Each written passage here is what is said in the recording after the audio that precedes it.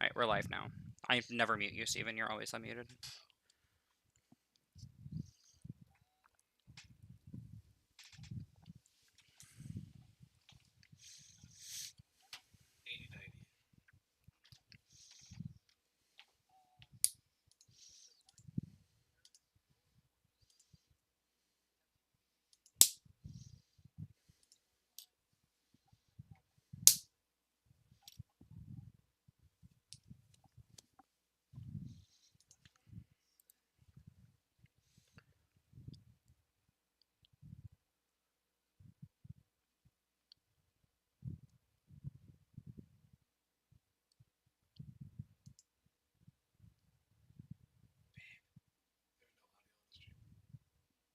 Yeah, there is.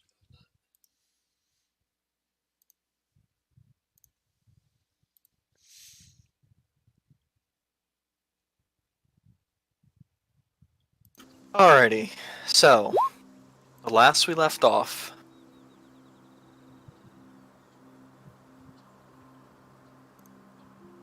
I have a very short attention span right now. No, I just thought it was funny, man. I just thought it was funny. Trust me, my attention span is shorter than a goldfish right now, okay? I'm doing the best I can. So the last time we left our heroes, the Lost Legion, they actually have some downtime. The world's not ending. The nation isn't crumbling to pieces from assassins, deadly bards with zombie people, and weird conspiracy theories that they can't seem to figure out aren't coming to fruition. So, what do? Well, they finish everything on their bucket list, of course. Traveling across the region, they've accomplished shopping, personal goals, building a guild, or at least the beginnings of a guild, and furthermore, attempting to find monsters. Make a name for their guild, the Lost Legion, so that people want to join them. In doing so, they found that there was a werewolf that was terrorizing the town of Avalia, which probably about a dozen or so people have gone missing and or got killed over the past 2 to 3 months. The group going out found the werewolf and unfortunately had to dispatch him, even though he himself did not want to cause any harm. With the emotional tolls, trying to find a solution to bring him back and relieve him of this curse, the party set off into the wilderness, talking to a druid, and then proceeding to go to one of Gundor's tribes and speaking to the elders there. In doing so, they began Gundor's next challenge, to find a grove of trees within the forest, one tree much larger than the rest, with a grove within the tree itself, where a flower is supposed to be plucked. And that's where we leave our party, proceeding to leave the tribe and begin their next adventure. Lost Legion, what would you guys like to do? Well, obviously we want Autobots roll out. Obviously. Let me just pull up the map.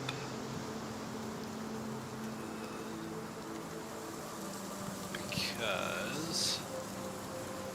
Oh, no! I have to change this again.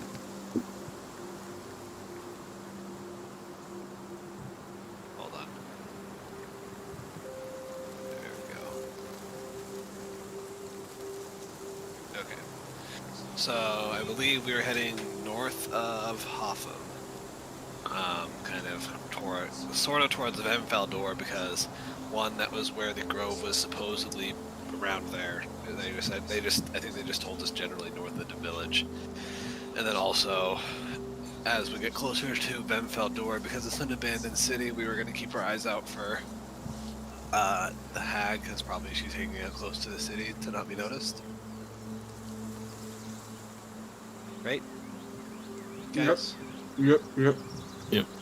Okay. Making sure. I'm just like, I didn't hear anything. Alrighty. We're leaving the village on our drinks. Northward. Okay then. So, how far north are you guys looking to go in your attempts to search? That'll just depend on how many days your travel occurs and whatnot.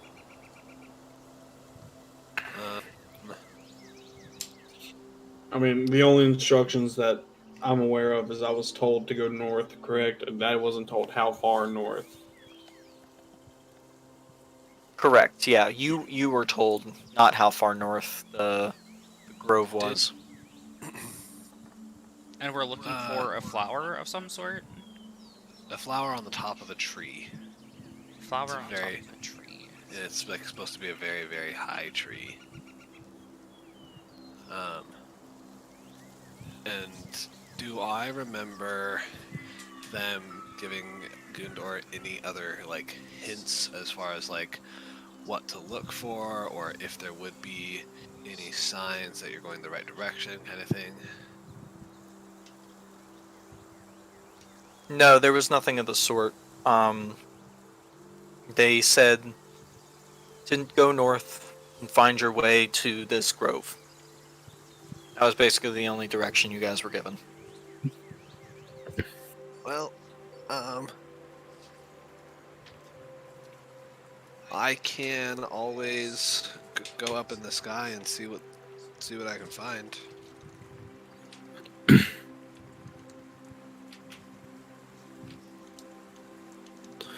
Yeah, but how many days do we want to spend traveling northward if we don't find anything? Well, how many days north would you say is that that city that no one really goes near? What was it called?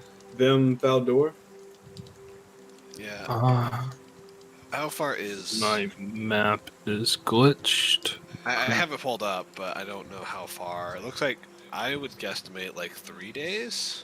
Like maybe on foot though, so probably a day and a half.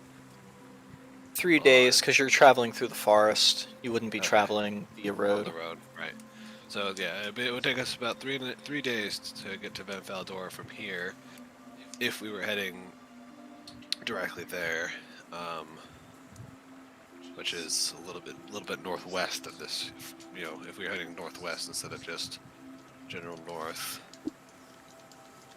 Well, then we could just head north for, I would say, maybe 2.5 days. When we get close to the third day and we're reaching the border of the city, we could just change our direction from then.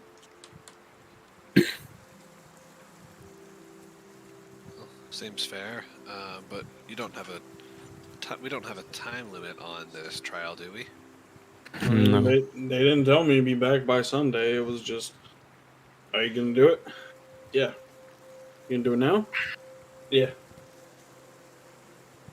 I mean, because with no time limit, we could, you know, just head to Van Faldor, see if we find anything, and if we find it along the way, that's great. Otherwise, we can search for it harder on our way back.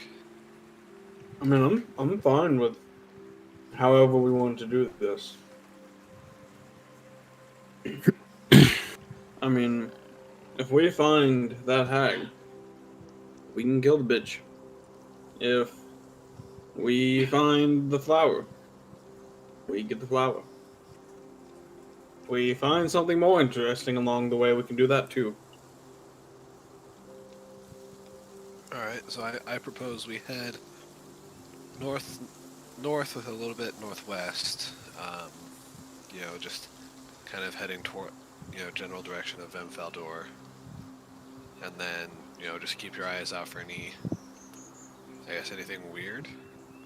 Which one was the undead city that was up here in north?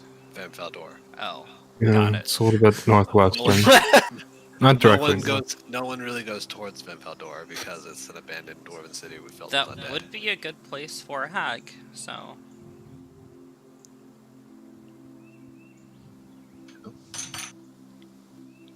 Guys, I don't like the way this is going. I really feel like we're about to just say, okay, the four of us is going to tackle an undead city. We're not doing not- that.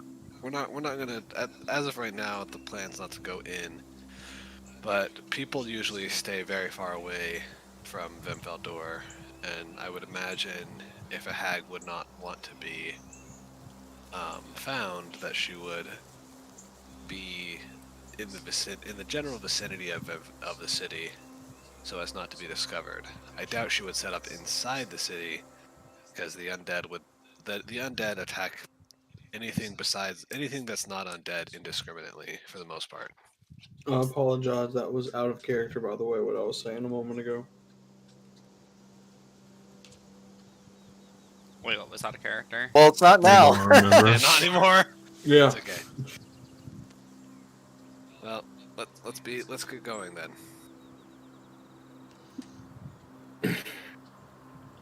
On our way, off to see the wizard. Wonderful Wizard of Venpaldor. Yes, that wizard. All right. Small guy. Meets a lich. Yeah, real small guy.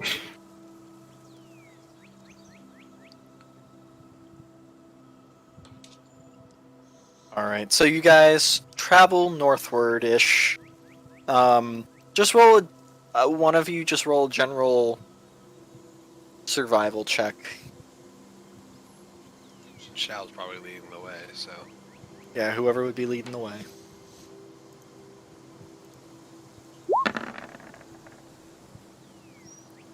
All right. So you head what you believe is northwardly.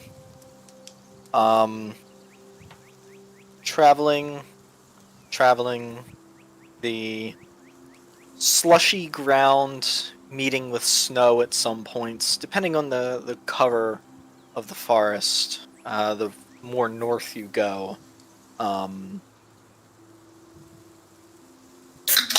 not very busy. There are some birds, but you don't really see any chipmunks. Don't really see any squirrels. It's very quiet around this area for some reason. Not eerie quiet, just seems like animals are missing. Almost as if they're in hiding. that's as we just. Is it just happen? Is it getting more and more quiet as we continue to head more north, or just in this particular area? Essentially, during your travels, the closer you get to Venfaldor, the quieter it seems to become. Okay. Um, Makes sense. Yeah. Over your second night, on your way towards Venfaldor, you kind of have this eerie feeling, almost. Not as if you're being watched, but just this unsettling air of uneasiness. I want to say, like, on the second, like, late afternoon, I would have popped maybe one divine sense to just see if there's any undead around. Okay. You pop it and nothing comes up.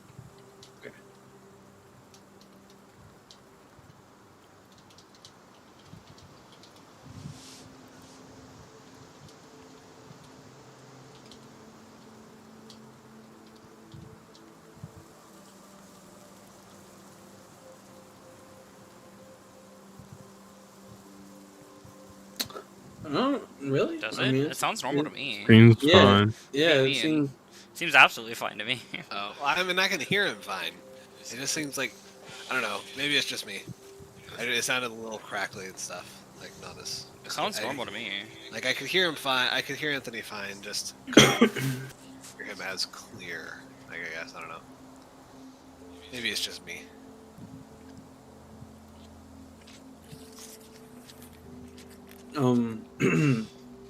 Is this any better?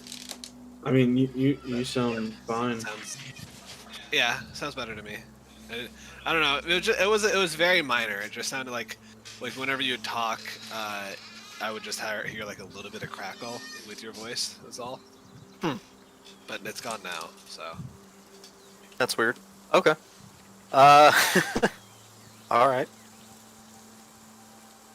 So, Oh, go ahead. no, you first. Oh, okay. Thank you. I appreciate it. I just felt awkward when we both talked. I was like, uh-oh. I would also want to ask, like, Alavar if Luna can see if there's, like, any tall trees around. Yeah, we can spend some time doing that throughout each day.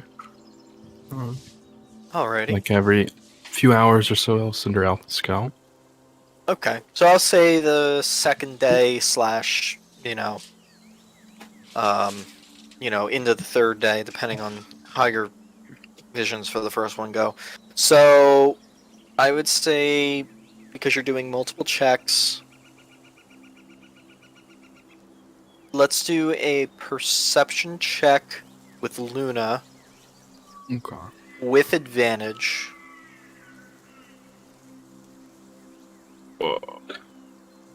Okay. So it's +3.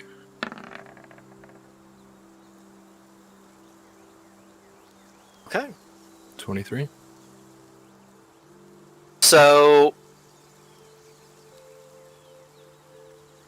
as you guys are moving along, you stop a couple times, to rest your drakes.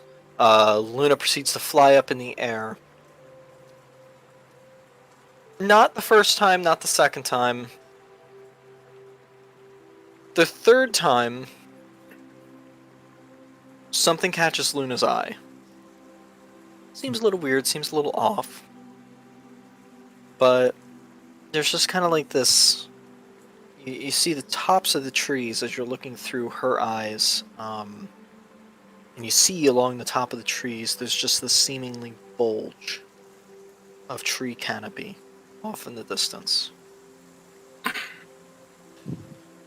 Is it like more dense, or it's just it sticks out above the rest? Not to be gross, but it kind of just looks like if it was skin, it was like a pimple, like a raised bulge. So it looks like the canopy roof is just a little bit higher in that area. Yeah. I guess it's worth checking out, guys. There's a there's a bulge. Bulge. Yeah, I Now, can't mind see you, it this with is- straight face. What do you mean by bulge? Like the tree canopy is sticking out a bit over in that direction. It's above the rest. I mean, it's worth taking a look.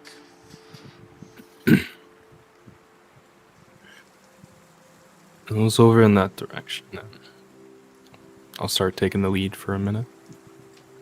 Alright.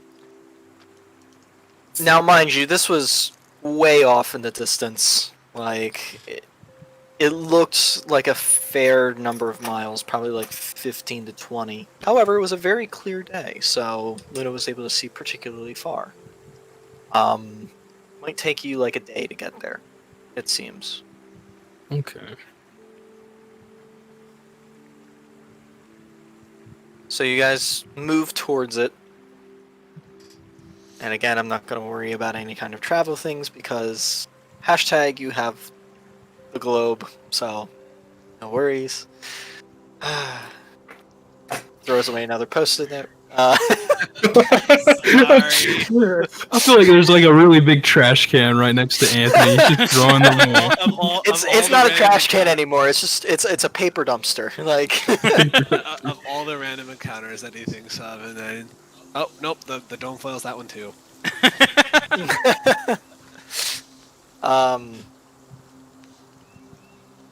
So it takes you about a day and a half to get relatively close to this spot. I would say, you guys, as you're finding a place to bed down, just do another perception check just to see what you can see when you get closer. Me with Luna? Yeah, this time without advantage, just because Okay. it's like a single check. 22. Still pretty fucking good. Okay. So off in the distance, probably about 5 miles or so, I would say. There is this large, almost, it's not a dome of a canopy, but it's a portion of the forest that is very, very tall. There are various types of trees that span anywhere from 20 feet taller all the way up to like 100 feet taller to 200 feet taller than the rest of the forest, which, you know, is roughly around 80 to 100 feet to the tallest tree. Wow. But it's immensely large, the trees in this area. It's strange. It's almost like a redwood forest in height, but they're not redwood trees. They're just bigger versions of the trees in the local area. Okay. Guess we'll know which direction we'll be heading in the morning. Yeah, I would say it's easy enough to pick up which direction it is and whatnot.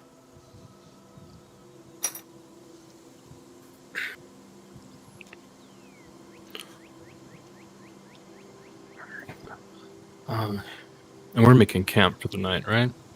Yeah, you would be making this check when you guys are making camp. This is when we're how far away from where Alvar said it was? Roughly 5 miles. 5 miles. Okay.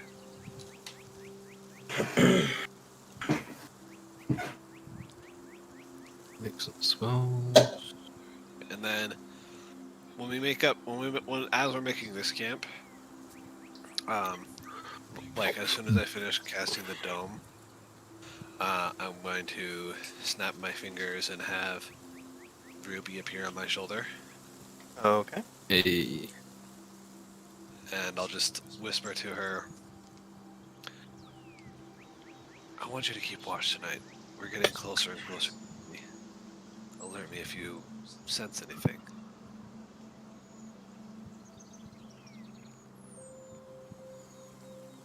I'm gonna just mentally have her, like, sit in the... if she can sit on top of the dome. Uh, I don't know if she can. I would say, nah. I guess it could, because you could, like, yeah, I want you to be able to travel through, and then she moves out, and then, okay, I don't want you traveling through, and then she can walk. Yeah, I would say, yeah. So she'll just lay on top of the dome and keep watch.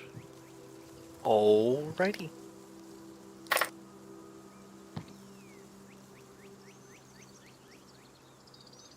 So you guys bed down for the evening. Your mid-spring rest taking you.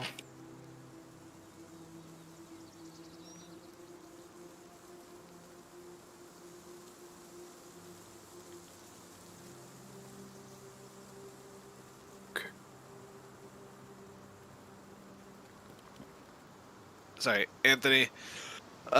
This is kind of backtracking a little bit. Yeah. What kind of room did we stay at in the village? Essentially, is this the first time Shao seeing him cast Find Familiar? Well, I didn't cast it, or I casted it back at the village, and then I dismissed her like into her little pocket. Okay, is this Shao's first time seeing his familiar? I don't know, is it? I say, I think because we were all sleeping in one big room, right? Before in like the house. Yeah. Yeah. Okay. So I guess this would be your first time if you were already asleep. So it depends on how early you went to sleep when we were in the village. I was doing potions, so I was probably just too focused on potions to pay attention to what you were doing. Okay. So then, yes. And as I explained it at the end of last session, Ruby is a calico cat, but where it's a typical like orange, black, and white cat, but instead of the orange, it's like bright red. Is it a celestial fae or fiend? She could be It would be considered a fae. or fae. I guess I don't know. Okay. Whichever. Doesn't matter. But yeah, that's what she looks like. She's a calico cat, but instead of typical orange, it's red. So red, black, and white. Okay, flavor shit then. What? I said flavor shit then. When Shell Okay. sees you summon that shit, she's gonna run over to you. Okay. Well, so we'll rewind a little bit then. So snap. As I finish casting the dome, I snap my fingers and summon Ruby. Yeah, I just rush over. Wait. When did you get a cat? A couple days ago. What? But Skitty hasn't met her yet. Or is it a him? What gender is your cat? It's a her. Well, Skitty hasn't met her yet. I just like take Skitty off my shoulder and like plop her down. Kitty looks really confused. I'm just looking at Shao. Okay. Ruby, say You'll hello. get used to it. Okay, Ruby proceeds to come up to Skitty, who like looks really confused as this like new cat suddenly appeared out of nowhere, essentially, and is just here. She's just kind of like tweaking her head back and forth, just kind of curious. Ruby, do you like treats? Sorry, does she like treats? I don't know that yet. I just summoned her for the very first time back in the village a couple days ago. Anthony, is there a stream anywhere nearby? You guys, I would say you guys were probably about 150 to 200 feet away from a stream. Alright, I'll be back, and then I'm going to go out to the stream, and I am going to try to catch, like, 2 small fish. Okay. I'm gonna be doing bow fishing, because I don't actually have a fishing rod. Right. So I would say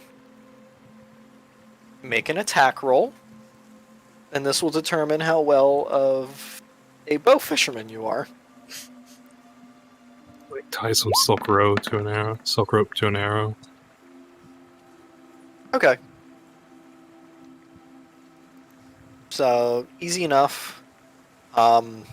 Your great marksmanship is able to compensate for your lack of bow fishing skills, and you're able to easily catch actually enough fish for an entire meal for everybody. Alright, I will go back, and then I will cook some of the fish, and then I'll, like, set another one of the fish. I'll, like, skin it and take out the guts and stuff, and then I'll set it in front of, Ruby and Skitty Okay. for them to share as a treat. Okay. Skitty just kind of like sniffs at it, paws at it a little bit, then proceeds to start taking a couple nibbles out of it and whatnot.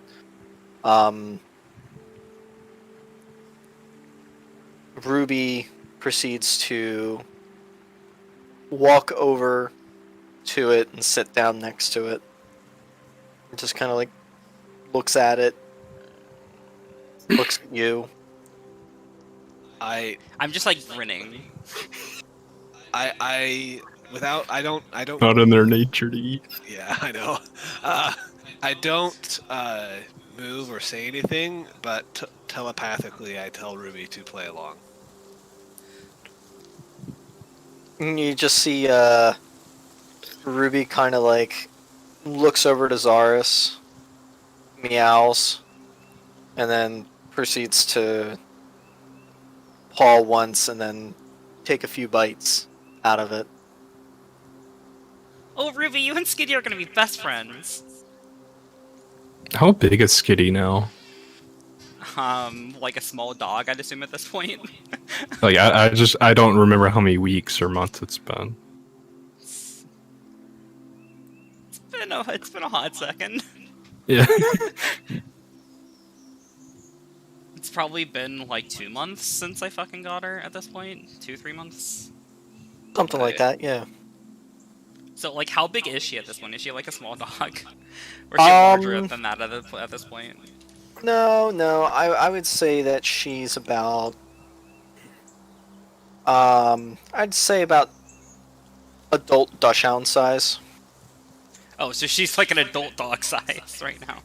No, Well, I don't know small what, like, how one. big a Dachshund is. Dachshund is a wiener dog. Oh, Yeah, so- okay. So, yeah, It's like bigger small than a dog size. kitten. Yeah. Yeah, like bigger than your standard cat, but it's not like, oh hey, cat.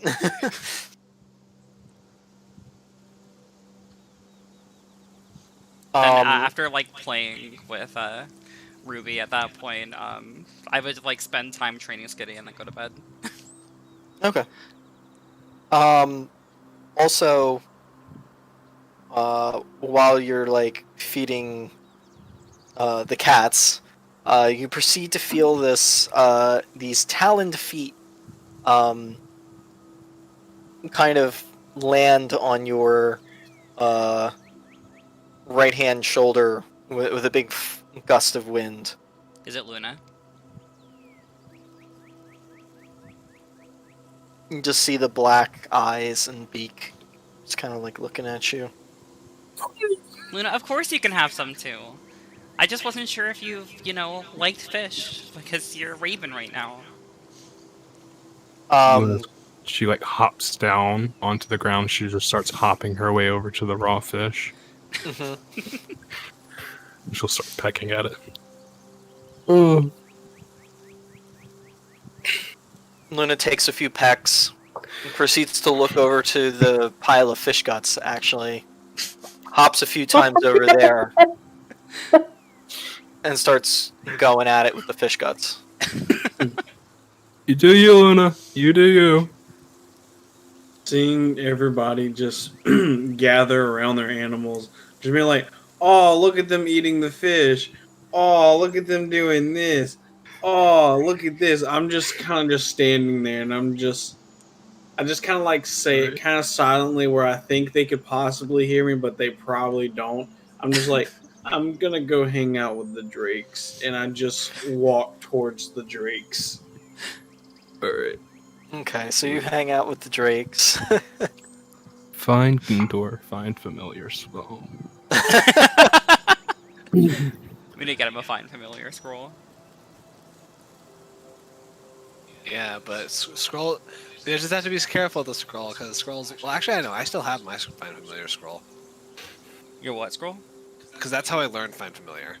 I It I'd actually- assume that it would consume it. Oh, does it? Consume Yeah, it it consumes it. Okay. Yeah, I'd assume Yeah. so. I need to delete that then. 'Cause I still have it. Yeah, the only time it doesn't consume it is when it's out of a Spell book. spell book. If it's a scroll, it consumes it.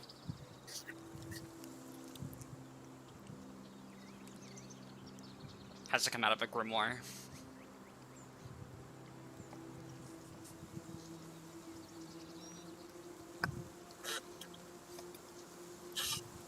Well, actually, I guess grimoires are what warlocks use. I guess wizard stuff would use tomes. Yeah, essentially.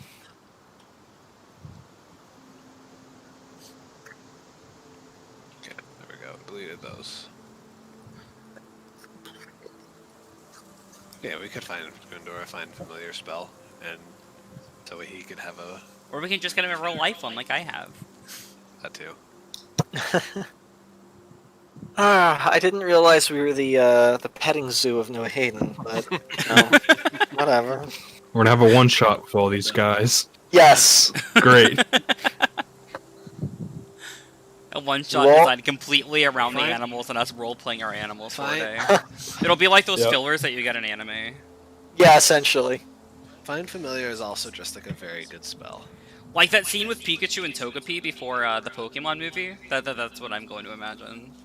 You know what? Like that little short film. We can just drop a ring of flock of familiars in my inventory. I wouldn't mind. And like I would just use that instead and just have fun. I would have like 10 animals and be like, "Hey guys, I got animals too now." But then they go away after 10 minutes. Yeah, but actually it's an hour. But it's still cool because I still feel like Kakashi from Naruto. I just summon 5 like dogs and I'm like, all right, go sniff them out. Alright, I have derailed this session enough. Okay, so yeah, then we continue with I have Ruby sit on top of the dome and keep watch while we sleep. All right, sounds good. You But guys I just proceed can't to like wake up. pass up seeing a fucking cat. Like, Well, yeah, I know. I said, Shao just can't pass up seeing a cat for the first time. Hell no. Guys, go to bed, wake up, no issues. Pack up camp. Move right along. About, I would say, 2 to 3 hours later, you guys proceed to start to reach a region of the forest where you see the trunks are starting to get larger in diameter, more full and thick.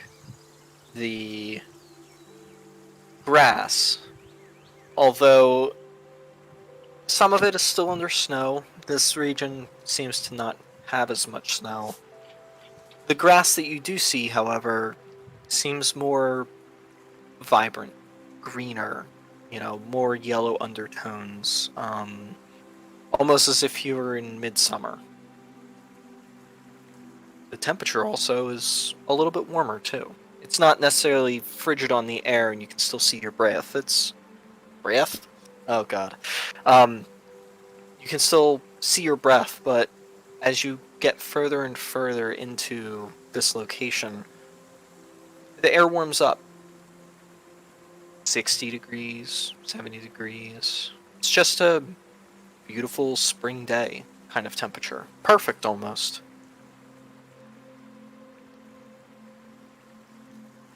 Well, the weather's pretty perfect today. Yeah, it's actually quite nice. It takes me back to what I was reading about when I was learning under Rogar about paladins. There's actually paladins that make oaths with nature. Like this is really pretty. Oh, that's cool. Is it normal to be this temperature at this time of year? That's actually a very good question. This far north, I would assume not. It's never there. I don't. Sorry, I said that in Shao's voice, but that was more in a question for Anthony. Oh. I mean, like Zara said, So yeah, it's not It's normal. never. It's not. Yeah, it's not like really. It's never what Zaris would assume is. It's not really ever supposed to be this temperature this far north. So this is just out of the blue, regardless of what season it is.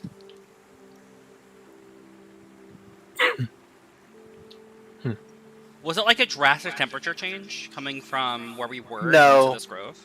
No, it was very, very gentle. It seemed to almost... the temperature seemed to change with the trees. The further in you got, the larger the trunks of the trees became, the greener the grass became, the better the temperature became. But now it's like, at this point, what is So the like temperature difference between like what it normally is up here to I where would say, where you guys were, probably mid-40s. Within the grove, probably about 70, 65. So it's a good 30 degrees, 20 to 30 degrees. Maybe it's like a global warming effect.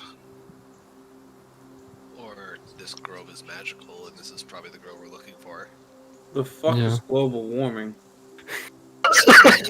I meant, Yeah, what is that? well, Where did see, I you come hear from the about it? future. See, the future's an interesting thing. I hear that there are still some. Never mind, I'm not going there. I'm not turning this into politics. Out of character. Yeah. Assume that Rocks fall, everything- everyone dies. We're good night. unless you specify out of character, everything is said in character. Yes, exactly. Exactly. That's the way I'm treating it now, honestly.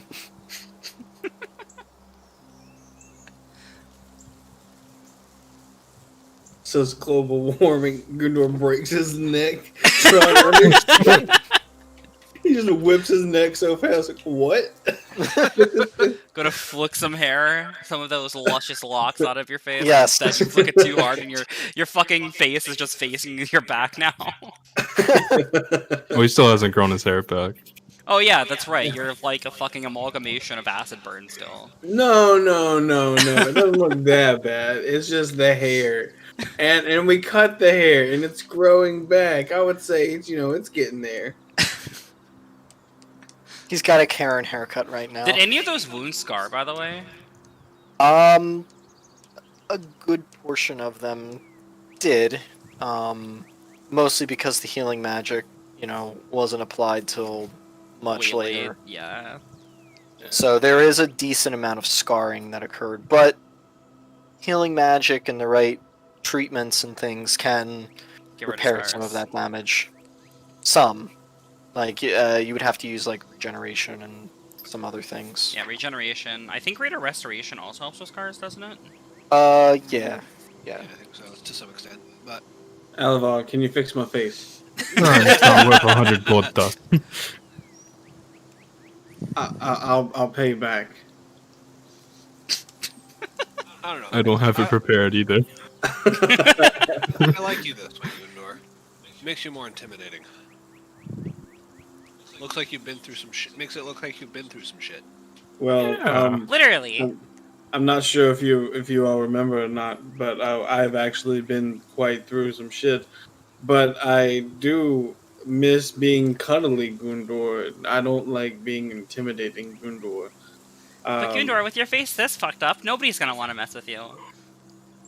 It's not that bad, Chow. Okay, so my feelings are getting hurt here. How bad is Gundor's face? Because I really thought like it really wasn't. I really thought it wasn't that bad. I thought it was mainly just the hair that It's got. really, as I say this as I'm pulling out the mirror from my backpack. It's really not that bad, Gundor. Here, take a look. And I pull out the silver mirror and face it towards Gundor. Matthew, why do you have to hurt my feelings like that? What? It's not that bad. No. But I was exaggerating. You can definitely tell portions of, your upper torso and, pretty much all over because you took a dunk in the acid. There's definitely some acid damage that occurred. Alavar, tomorrow, can you fix me? Sure. Okay. I can't guarantee anything, actually. I've never done that. With that purpose in mind. Anyway, let's get down to business and see if we can find what we came here for. Yeah. There's a flower, right? Yes, it's a flower that's supposedly on the tallest tree, I believe. Do you want me to climb up and see if I can see one that's taller? Well, I can. That's also just very easy. I can polymorph and fly up, see what the tallest tree is, grab the flower, and we can be on our way. We could also you send have to Luna. use that. I was actually going to start ritual casting Detect Magic. Okay. I feel like that's a little easy. Just flying in the air and getting it. Like, I'm not trying to say don't do it. Don't make my job easier for me. But what I am saying is, I've and I point towards my face, came out like this at one of my trials, so I don't know if this is very simple. Well, maybe had you waited for us, that wouldn't have happened during your trial. Mm-hmm. Okay, look, I wasn't trying to mean anything rude by it. I understand what has happened is caused by the actions that I have made, but what I am trying to say is the actions that we make today might kill us tomorrow. Everyone, let's calm down. The past is in the past. I mean, I don't think that we were really being upset. I was just, stating the obvious. We should rely on each other when we can. Yeah, I don't necessarily think it'll be that easy either, Gundor. However, I mean, every trial we've been to has had some sort of trick up its sleeve, but It's still worth a shot. it's not. Yeah, it's still worth trying to see if it's that simple. Because imagine how dumb we would look if it was that simple. And with that, I'm going to cast Polymorph on myself and turn into a giant eagle.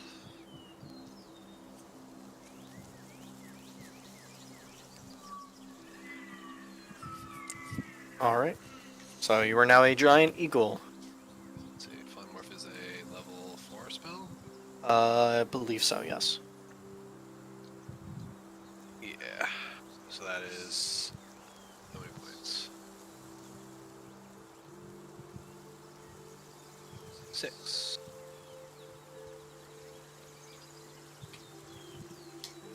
Okay. And then now that I'm a giant eagle, I will fly up above the canopy and look for the tallest tree. Bye. Have a wonderful time.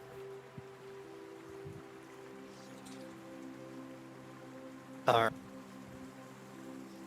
So you fly up through the canopy, looking for the tallest tree. I want you to make a perception check.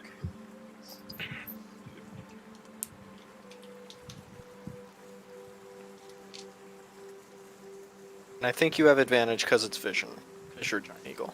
Yeah, giant eagle has a +4 to perception and advantage on perception checks that rely on sight. Yep, yeah, so you would have advantage as well.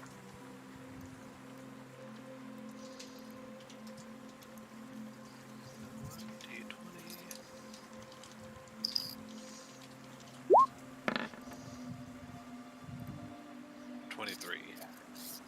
Right.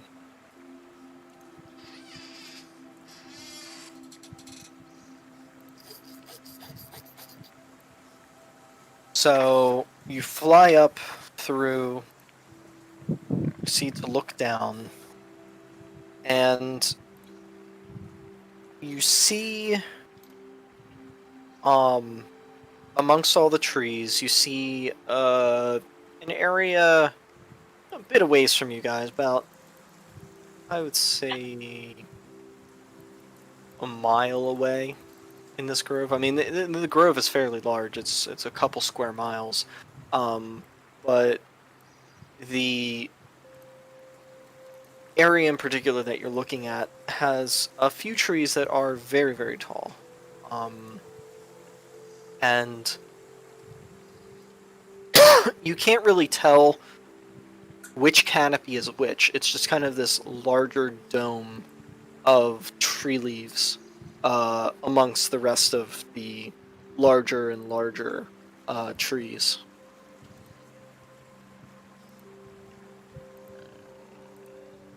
So, what direction is that then? From you guys, where you ended up, eastward. So, a mile eastward there's like, it's like another like bulge, but it's like significantly like taller trees. Yeah. Okay. I'll fly back down and then, without, without letting go of my polymorph, I'm just going to caw and point that direction with my beak. Can we see him? And which direction he's pointing? But yeah, no, I Yeah, fly he back down. flew down. Oh, okay. So I'm like flying like I would want to say like 10 feet off the ground above you guys and cawing and pointing my beak east. What is it, boy? Is it that way? I get a very like really look like If an eagle. Impressed eagle.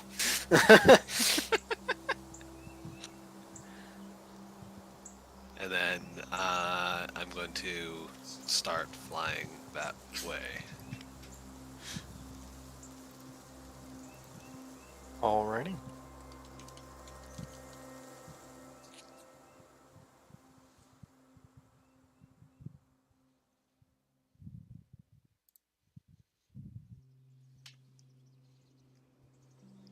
Yeah, pretty much. Yep. So you guys follow Saurus in eagle form? Yeah.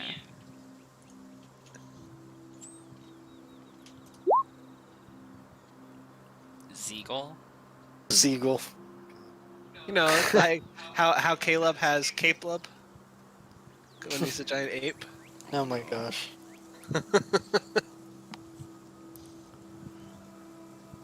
Steven, can we just ban Steven from making puns? Well, he's a bard. It's kind of written in the rules. He's required by law. Oh, right. I guess I can't remove his core personality. My bad. Yeah. How dare you? What I think we can work on is Zeagle. Because all you did was put a Z in front of Eagle now. But I do think what we can do is do Czar. And we call it a Zargle.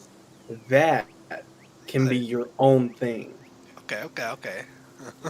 I need to work on the branding a little bit, but Yeah, we just had to rebrand a couple things, change some things, but now we're back in business. we'll workshop it. We'll workshop T-shirts. it. T-shirts. T-shirts. Pilot episode, 6 seasons in the movie.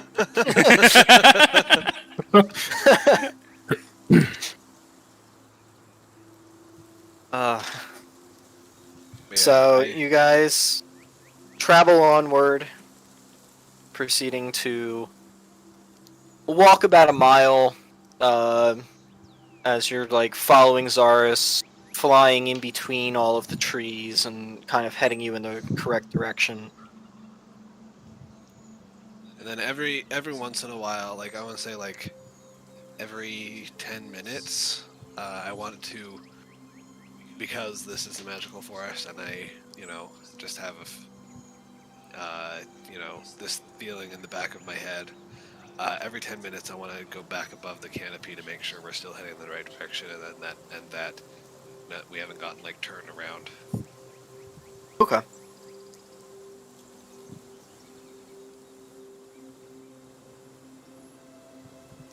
Easy enough.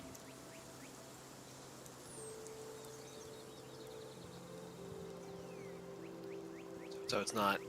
Are We we at don't the get tree? like we don't get like magically lost. We are heading the correct direction. Yeah, you end up in the space. I mean, the trunks on these trees are ginormous. But there is one tree in particular. It's what you think to be an oak of some sort, but the tree is probably about 80 to 100 feet round. Are we about to climb a beanstalk? Oh Are we yeah, about to climb an ent? it's a magic bean. Magic bean tree. We're actually in a forest of ents. But yeah. Once we find like that gigantic ass tree, I'll fly down and unpolymorph. Wait, don't... Okay. Why didn't you just fly up and grab the flower? I didn't have that much longer on my polymorph anyway. Well, Alavar, do you want to give Luna a task?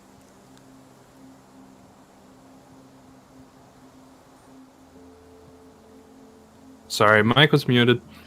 Good to know. The king did say they would be on the top of the tree, right? I believe so. Okay. Well, since we don't want to use any more spells. Oh, first of all, did I find anything with detect magic as we were walking? Yeah, there's a slight essence of magic all around. Okay. Okay. Is it like it was when we were in the Feywild? Similar. I'll let everyone know that before I send Luna to the top of the tree. Or beanstalk. Whatever it is. Mushroom tree. Junglewood tree. Mushroom. Part cow. Part mushroom. Part tree. Good lord. It's a bush. It's a bush. Starts writing down a stat block. Oh, I did find the Ministroom the other night, by the way. I found a labyrinth with it. Oh, sweet. I'm currently stuck in the labyrinth. I think actually wait no, I think I used my home pet to get home. But that shit is like it's surrounded in bedrock, so you can't just leave. I feel like what you're describing right there, Stefan, is a warlock patron.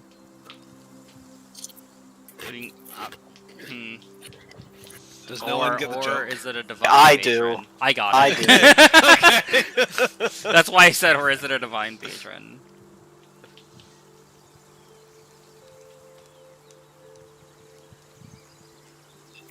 That was Moses, right? Moses. Yeah, talked to Moses. the Okay. bush I was down pretty the sure it was side. Moses. I just wasn't sure. I Let just- my people one go. of one of the few memories that I have of religious history. I just remember watching like some animation as a kid where it was like about Moses and freeing the Egyptians. Oh, It was yeah. Pretty I sure know. Jesus I had his I don't own remember the name animated of the show. show though, but I'm pretty sure everybody who was religious as a kid has seen it. No, So- it was yeah. it was a movie. Yeah, it was a movie, and it was like Um, it was I like think it was called like the Prince of Egypt or something like that. Yeah. I'm pretty sure like every religious kid has seen that at some point in their life, or everybody that grew up religious. Yeah. I say that's just it's just like it was popped into my head because we were like naming when he said bush. I'm like this because you know. If somebody was naming bushes, I would think of George Bush and the disaster. Reggie Bush, George Bush Sr. Junior. Anyways, on to Yeah. talking to this flaming bush. Kidding. Yep. Now that we're done talking about our bushes. Oh.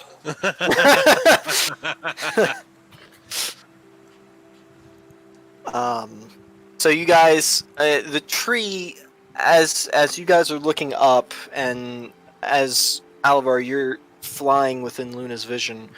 The tree is massive and immense. You get up to essentially what is the first canopy of the trees underneath, and that was about 150 feet where the canopy started. She's flying in between leaves and stuff. And you get up to a portion where the leaves become impassable. There's so many leaves there that you can't tell which way is up, which way is down. You know, there's leaves and twigs and tree and...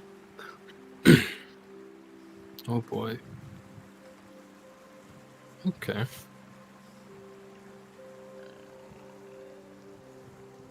Well that sucks. Yeah, Luna couldn't get to the top of the tree. It's so dense up there. Might have to climb. Or, maybe not going directly up the trunk of the tree.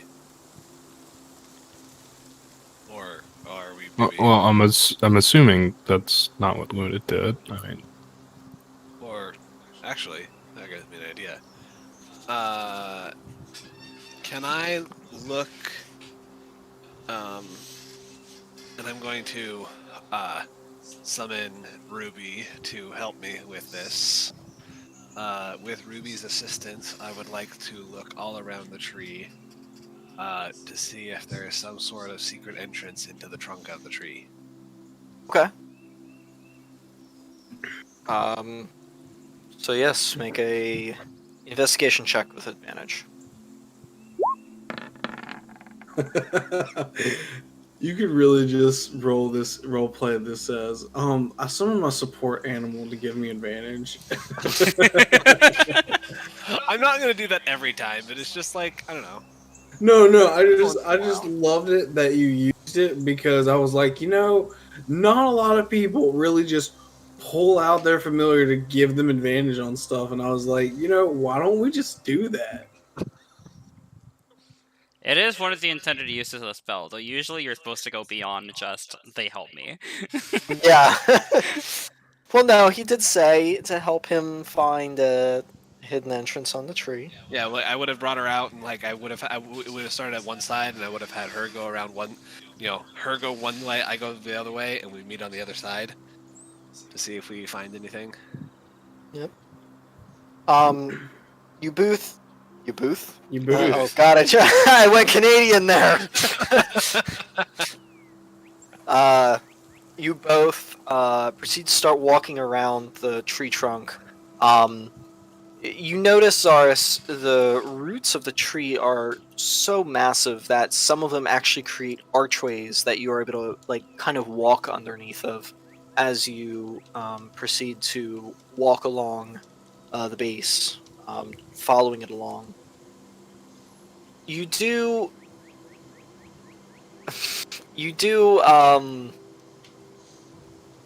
find a kind of, not a crack, but a dark alcove in between roots that seems to kind of go deeper than just, two roots coming together. So wait, is it like two roots that are like meeting at the tree, and it like Yeah, and essentially there, the gap where in you would between? think there's just like an intersection, there's kind of like this dark crag, almost. Oh, an entrance. And werewolf. Yeah. Wait, say it again? Werewolf. Why don't you say werewolf? Earwolf? Werewolf. Yeah, you Werewolf. You totally skip out on the L in wolf. Say wolf. Wolf. Okay, now you say go. werewolf. Werewolf. Hey! It's just like the unconscious habit where Utahns don't say their T's Yeah, where we half say the time. mountain instead of mountain. We just grunt instead of saying T like 50% of the time, depending on the word. I mean, was I'm from expecting the- you to turn it into like a Cool Whip meme. I was expecting you to pronounce it incorrectly on purpose. Cool Whip. Are you gonna have some Cool Whip? I mean, technically, I live I'm from Philadelphia, so I should be saying wooter instead of water. Voodoo. But I say water, so All right. When I find that, I will. Is that like? At what? How far do I get before I find that tree? probably if the tree is a clock face and you were you were facing the 12 o'clock, it would be at about the 3 o'clock region, 3 to 2, somewhere in there. So I'm just gonna draw this out here. Oh, that's a square. Nope. I think you have to hold shift for a circle. It was Alt. Not for, Alt. Okay. So that's the tree. And Yep. so if I was here at the top, my cat went. I sent my cat this way around the tree, and I went this way around the tree, I got to here, like 1/4 way around the tree. It's Or- essentially right there. Okay. So then I would, how far away am I from the party right now? I'd say from the party, because Alivar is kind of off doing his thing. He's just kind of like sitting here. I would say Gundor and Shao would be right about there. Or like how like this obviously I don't know if this is accurate. I doubt it, but Uh, 30 feet away. Are they close enough? Essentially are they within yelling distance so I can call them over, or? That's what yeah. I'm I mean, they're probably about 80 to 100 feet away, but easy enough to yell over them. Okay. So I call the rest of the party over while I wait for Ruby to finish around the other side of the tree, just to make sure that we're not missing anything. Okay. Alivar, And- over here. Yeah. So I'll ask Damn it, again, Mike, how you far did down it this again. hole do we go before meeting Aragog? I don't know what you're Yes. talking about. Huh? What? I don't know what you're talking about. I'm just foreshadowing here. See, like, I'm thinking this is about to be like a Dark Souls 1 boss. And this is about to be like, We need to go sleep at a campfire real quick. this is about to be a Witcher 3 boss where we're kind of like having to kill the soul of a tree, or maybe there's a giant spider in here, or maybe there's a lich. I don't know. Like all of those have been Dark Souls bosses. Walks into a tree, fights a dragon. All right. Why let's is there a go. giant wolf with a sword in its mouth? Whoa! No. You know, you ask an excellent question, but that would take at least 50 minutes to explain. So let's just move on. Okay. So does Ruby going around the other side of the tree before? No, Ruby doesn't notice anything. That's the only Thing we notice. find, essentially. Got it. So yeah, I call them over and I say, "So I guess I was right. I found this." And just point to the hole.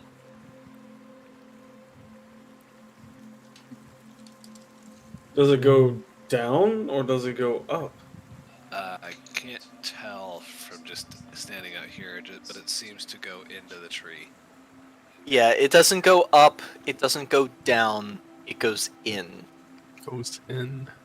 Because yeah, you said that the diameter of this tree from like one side to the other is like 100 feet or something, right? About 100 feet round, yeah. Okay. Yeah. Once you go in that, send it to Or Ruby diameter. just for the entrance. I can. I know I've seen you do this, but I haven't done it myself yet. We believe in you. I'll send. Hold on its I'll- own shoulder. Yeah, I'll send Ruby in there, and I'll hold Zaris on. No, there. I'll hold on to myself. Yeah. No, I'll hold on to Alivar's shoulder and then go into Ruby's vision. Okay. Now for you, because you've never done it before, it is a weird experience. Weird. Like staring at yourself in little feline form, looking up at Zaris, who's just, as you're just blankly staring out. So Ruby proceeds to walk into the tree. And feel the wood underneath of your feet, and you proceed to walk and walk, and it's dark, and you proceed to look back, and you can see the shape of the crack, the white kind of light essentially pushing its way into the tree. But before you is just black.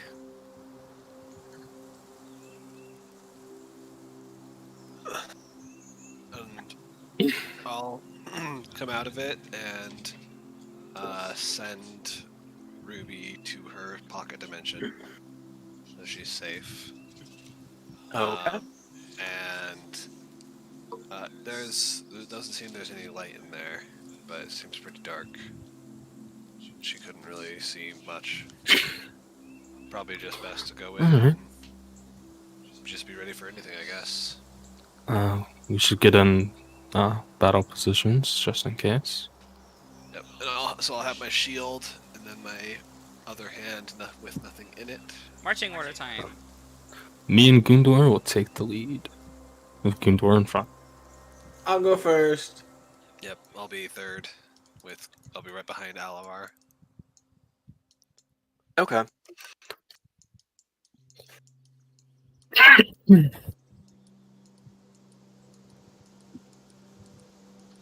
Air Force One, engage. Wow. Sorry, I just kind of threw up in my mouth a little bit. Ooh. You okay? I'm good. I'm good. So Comedy is not so good. funny story. I liked calling us Bear Force One, and when we played Phasmophobia, because of an old meme from this commander guy who like made an entire deck around bears, and I thought it was funny. And then I started calling us Bear Force One, and then I actually looked up Bear Force One, and it's a 4 gay men dance group that are like big and hairy, and yeah. So Bear Force One, engage. Let's go. Okay then. To each their own. So you guys go into the tree, and it's strange. You start off by walking on wood. You can hear the clack of the leather on the bottom of your boots to wood, and it sounds like you're on a wooden floor or a solid wooden plank.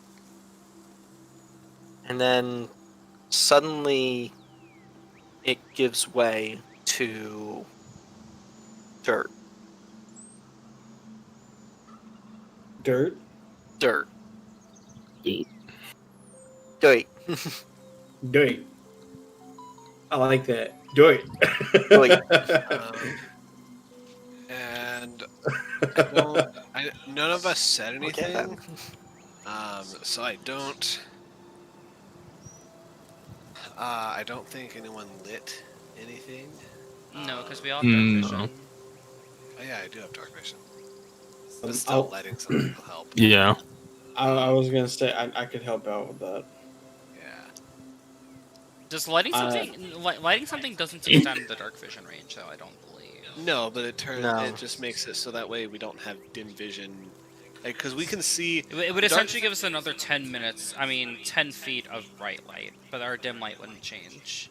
It wouldn't allow us to see farther. It would just allow us to see 10 more feet bright. Yeah. But like our regular vision though isn't limited. So like if there's light somewhere else, like because dark vision only goes out to 60 feet. So I'm just So saying, lighting a torch removes all possibility of us surprising something.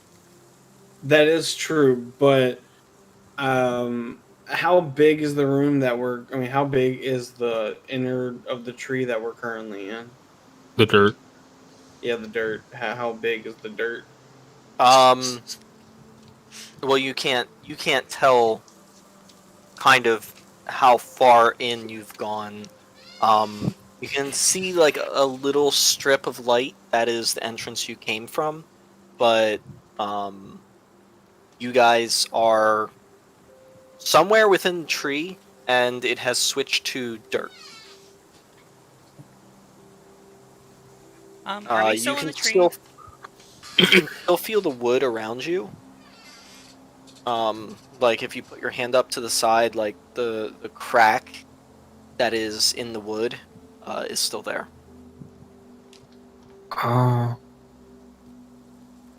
Well, I'd prefer us. I prefer some light, just in case something would get the jump on us. Okay. You want to cast daylight, Gundor? Yes. Yes, I can. I pull out the Everlight longsword, and I just kind of like point forward and up, and from the tip of it, I'm gonna cast daylight. Okay. Um.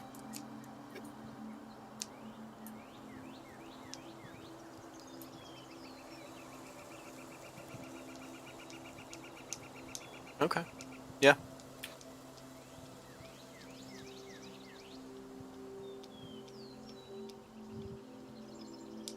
So you cast daylight at the tip of the sword, and before you see the crack, but you see dirt underneath where the crack, the base of the tree, would be. Before you see a bend in the tunnel, essentially. It bends off to the right and kind of upwards a little bit.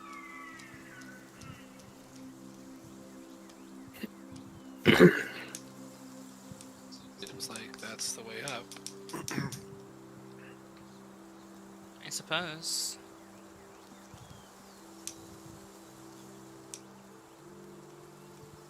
Well, let's go.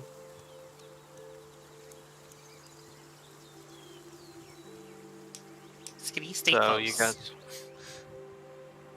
you guys proceed to go forward, and when you turn the corner, you see light. What? Yeah, it's kind of about 30 or 40 feet out, but that's a similar crack, kind of opening. You see light pouring in. It's kind of this golden, like morning light, similar to um, not a sunrise, but just like mid morning god ray kind of light.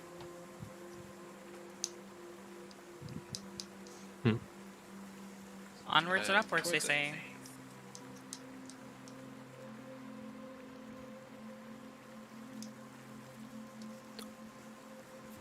You guys proceed to go forward and forward, the opening getting closer and closer. And as you break the opening, kind of sticking your guys' heads out and kind of looking around, there is a grove with thick trees around it. Like through this There. opening. Through this opening. So it's like I want to look up. Do I see like a sky or what do I see?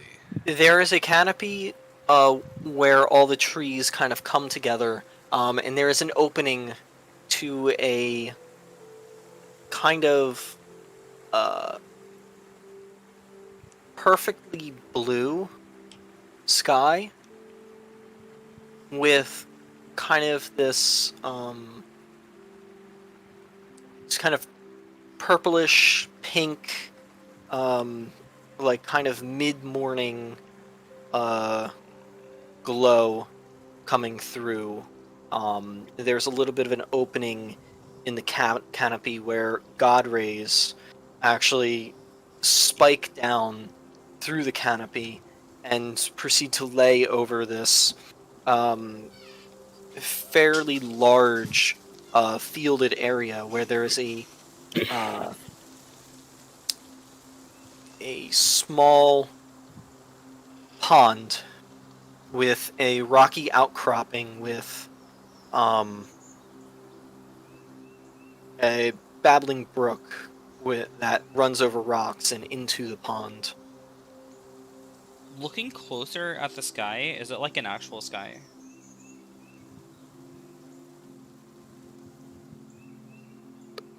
Uh, roll a perception to break the fourth wall.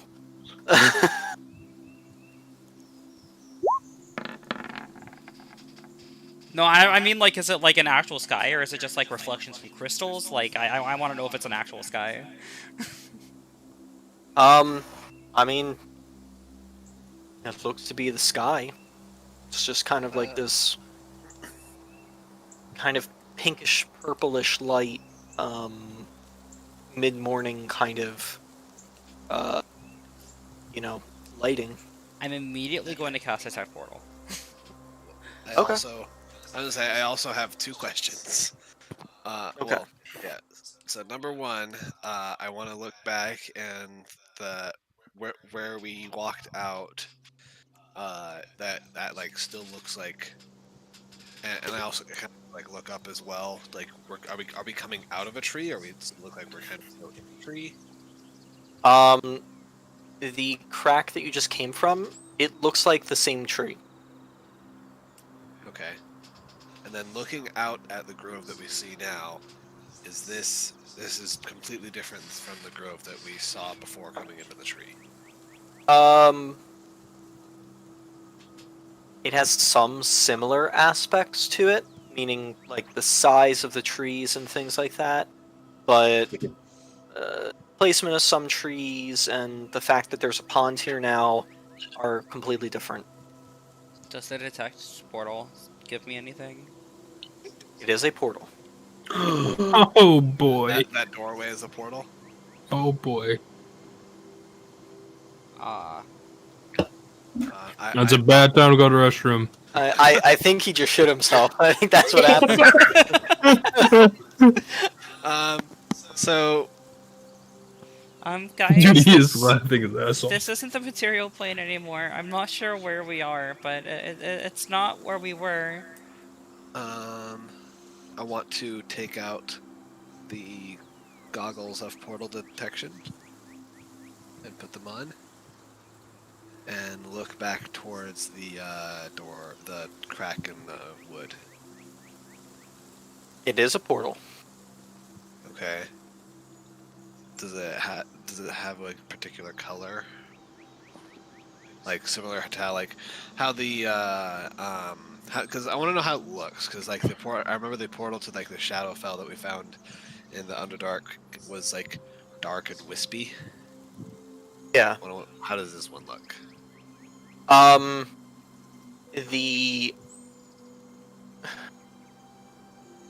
This one is kind of, when you put the glasses on, it's perfectly clear. Like, when you take the goggles off, it looks just normal. When you put it on, it seems to be where that bend in the tunnel is. That's where the portal is. And Xiao, you can see this too. But Xiao, you can see the portal kind of has this purplish green kind of wisp around the edge. I'm Is it back, and that similar was to really the color funny. of the Feywild portal? Or no, if I remember correctly, the Feywild portal was like a light green. Yeah, it's kind of like that light green kind of sparkly Okay, so this purple flecks. So at this point, I could assume that it's a portal to the Feywild. You would probably assume that, yeah. Guys, we're back in the Feywild, at least as far as I know. Oh, I didn't know there was another portal up north. I'm gonna mark the location of this portal on in my notebook. Is there any way we know of to determine precisely what plane we're on? Wait. Not specifically, but I'm pretty sure that this is the Feywild. The color of the portal matched the color of the previous one.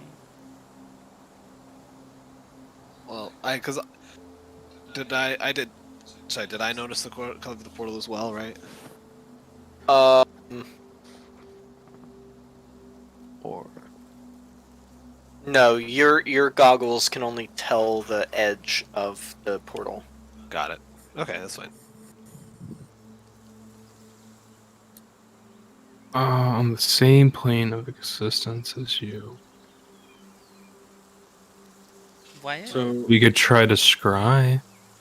I mean, well, oh, that's true. We know a familiar little pseudo-dragon in the Feywild. Oh, you guys want to contact what was Well, Not his name? contact.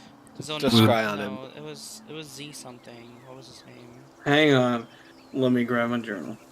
Zip zap or something. No. Fuck no. Oh, I don't know. boy. It's, yeah. I would have to find my journal as well. It was Z Do you have scrying prepared? I mean, I always oh, have. fuck, what was his I don't name? have to prepare my spells. I'm a bard. Okay. Sweet. So I sure didn't.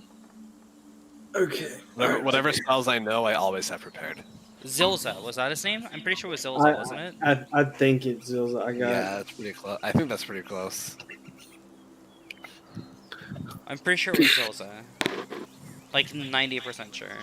Is that correct, Anthony? Whoop. Oh, do you have scrying prepared? If not, I can. No. I was just posting it. I mean, if you think that's what's correct, I'm pretty sure it was Zilza. Push the walls. The dragons going on. No, not that page. I'm trying to think back. Oh, found it. We entered the Feywilds and we came across a pseudo-dragon who was small and friendly, or so we believed. Its name was Zilza, Zilza. I'm good. Hey, I'm so glad you take notes. I used to take notes. You should take notes again.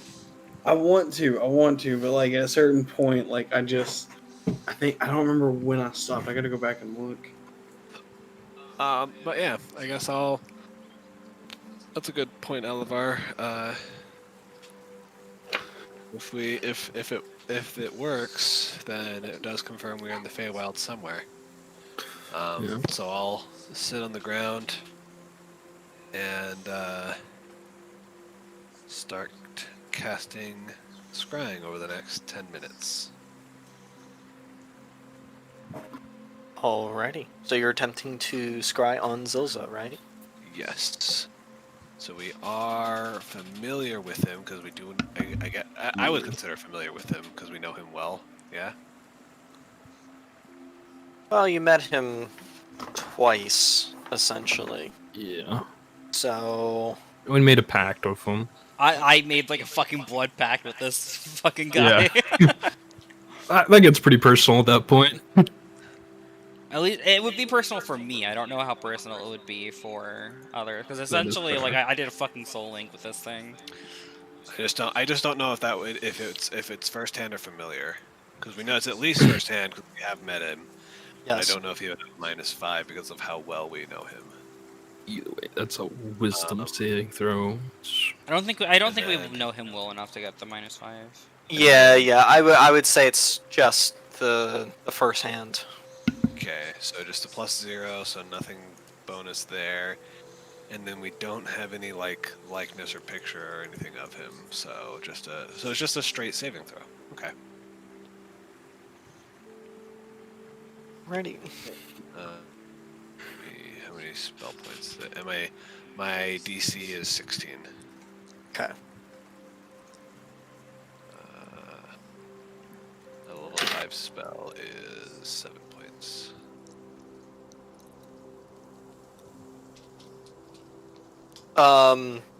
You attempt to scry, and as you focus in on your mirror, you see it kind of shimmer and shake, and as you do, the mirror kind of gets this cloudy purple kind of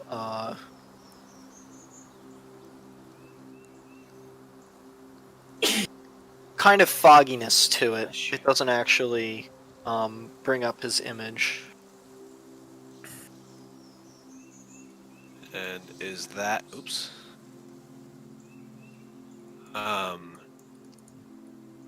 So, I get the sense that the spell failed. Do I know whether it failed because we're not on the same plane of existence, or whether he just resisted it? It seems like something was blocking your connection. Oh no. So this isn't the Feywild, but it might be something closely related to it. If you say the portal's this similar color, but when I casted the spell, it seems like something before my spell even attempted to get to Zilza. Now, mind you, you've never attempted to scry or anything on a separate plane, so... True, but so I felt something block it, right? You said Something. Yeah. Yeah. So something blocked that spell. Well, I'm fairly certain this is the Feywild.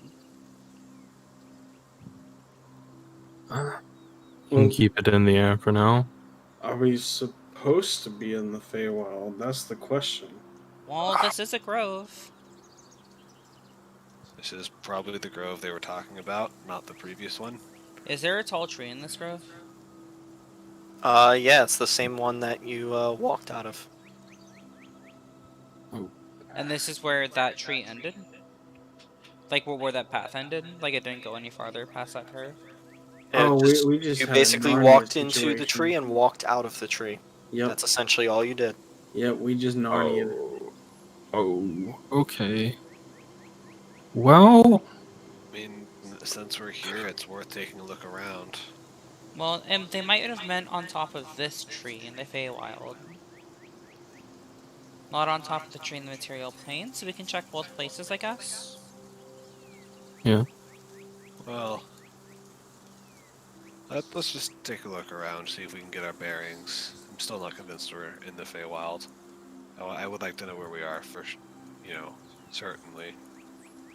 Either way, we should be cautious, be a little careful.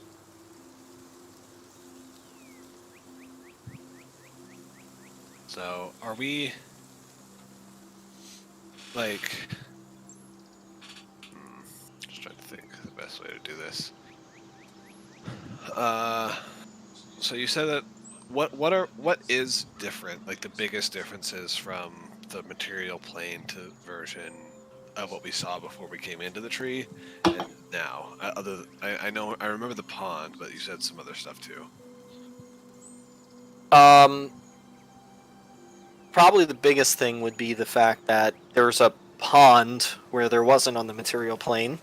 But the only really other big differences that you can tell, I mean, the tree is an exact copy. Walking around it, of the other tree. The crack is in the same spot. The bark looks the same. Everything is the same about this tree. The trees around it, also very similar to the other trees that would be around everything. The grass... To the pond. Yeah. Once you're done. Okay, the grass is, lush and vibrant like the grass on the other side was before, but it's got kind of like this purplish hue to the end of it. Kind of goes like green, dark green, purple. Like right at the tips.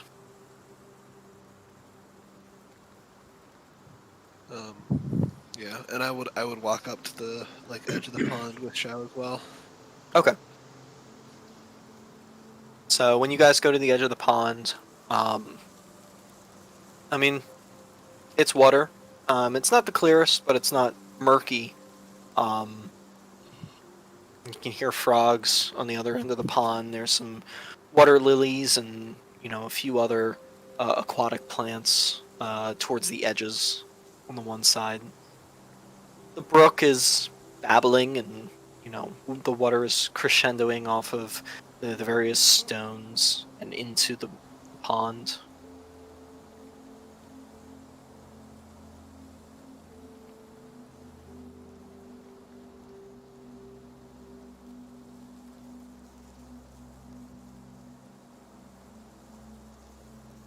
Um, I want to. Can I sit down and ritual cast detect magic? Yeah. Okay, I'll do that over the next 11 minutes while other people do other things. I would like to go over to the grass that has the purple hue, and I want to see if it's similar to the grass that we encountered last time when we were in the Feywild, how it seemed alive. And yeah, if I could just see if it seems alive like how it did last time.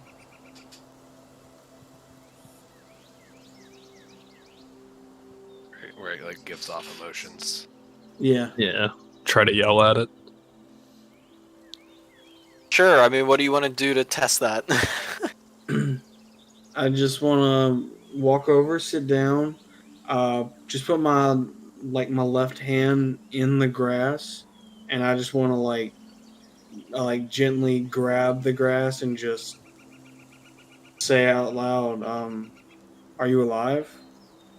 And just see if like I get any reaction. Okay. So you do that.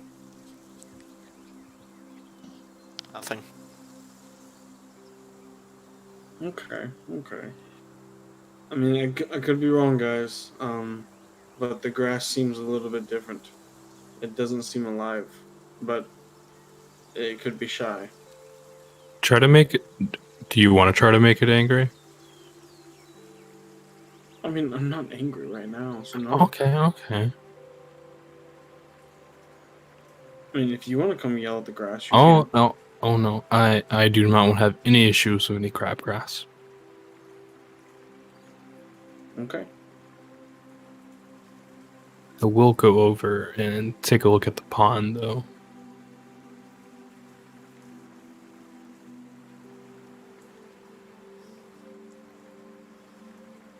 I guess I'll join everybody at the pond as well. Okay.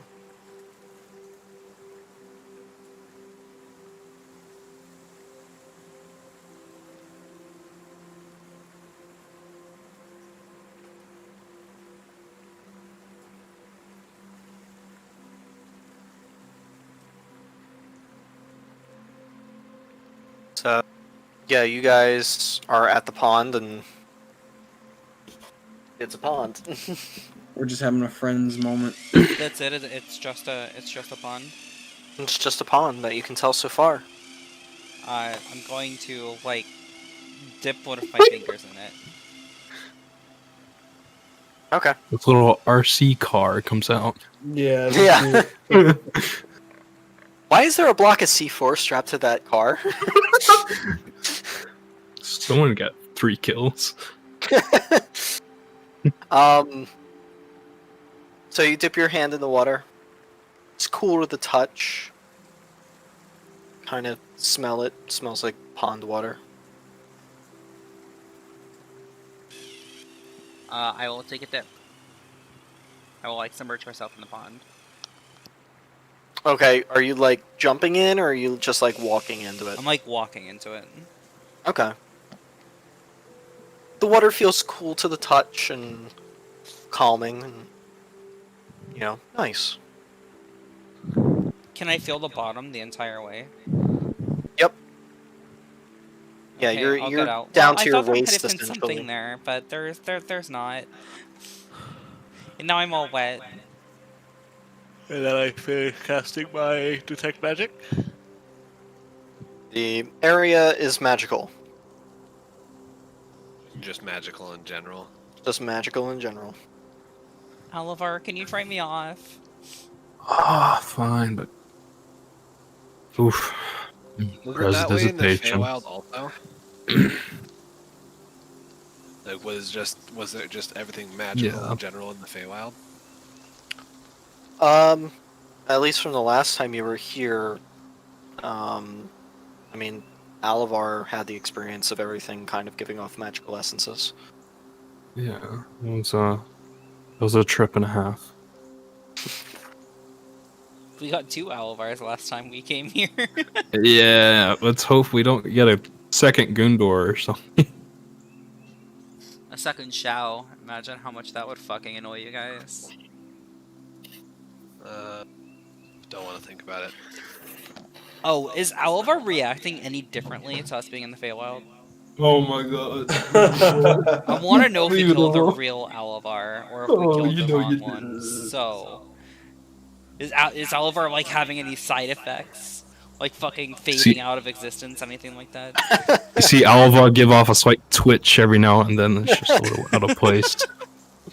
Or maybe he's just smiling because he's finally home. Can finally dispose of them.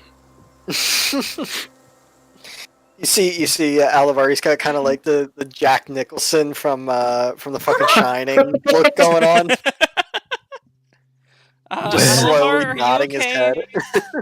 And then we learn of the evil plan of the Feywild making copies of everyone and then sending them back into the material plane.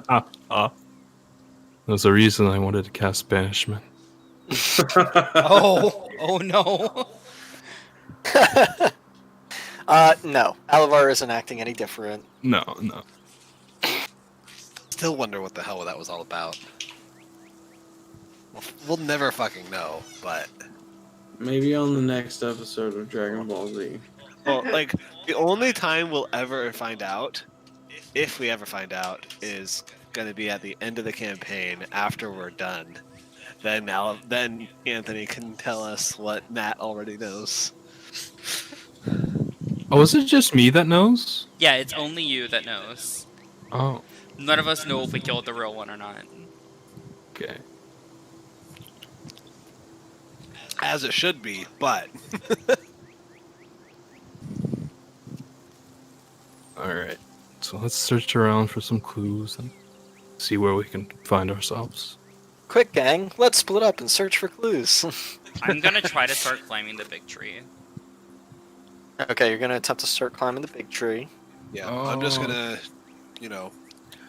start looking around for anything that's out of place or, anything that's like seems to shine especially bright. Stuff like that. Any special looking flower.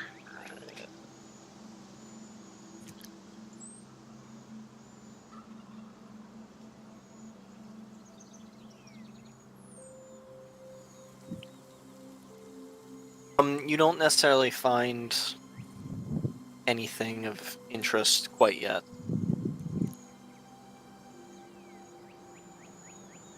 Just simply looking around. I'm just trying to figure out the DC of attempting to climb this tree. Sorry.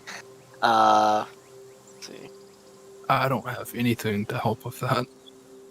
I would just say for that because you are literally, cause there are no branches or anything. You were climbing sheer wall of tree. I'll inspire her. I know it would be athletics check, but Yeah, it would be an athletics check. Yeah, I'll inspire you as you try to climb this tree. expire her. Inspire her. I heard expire. yes, Anthony, he's just fucking casting fireball on me as I climb. Boom! No, I inspire her, wishing, I yell, like, as she starts to climb the tree, good luck! No. Or I play intense climbing music on my harp. Okay.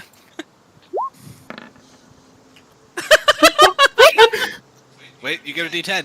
Roll a D10. Yeah, roll a d10. I get in position to catch her.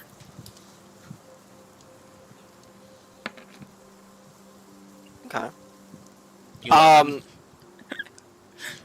You know Mulan at the beginning of Oh, her training yeah. sequence where she's got the rope around and she's like trying to like climb and she just keeps sliding down? Uh-huh. That's essentially Shao at this point.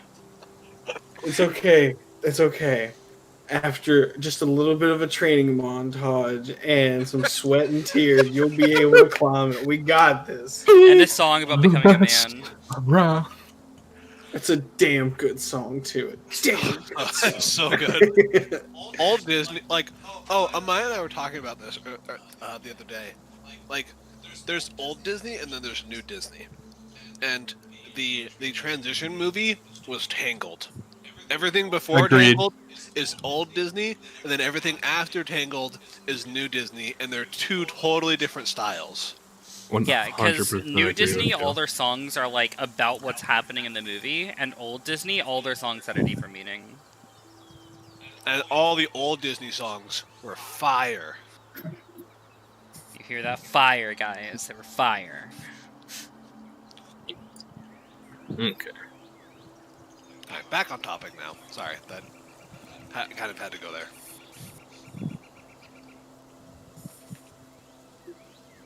So you don't successfully climb the tree. Yeah, I figured. Thanks, Anthony.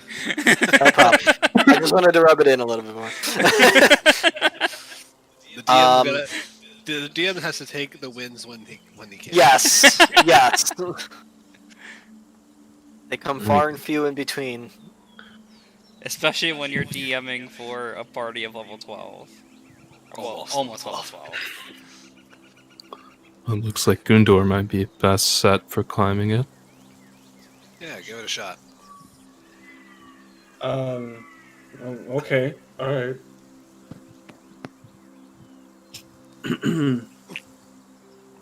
And like as I'm looking at the tree, is there like tons of areas for me to like try to pull myself up and climb, or was like Shao using something to try to climb?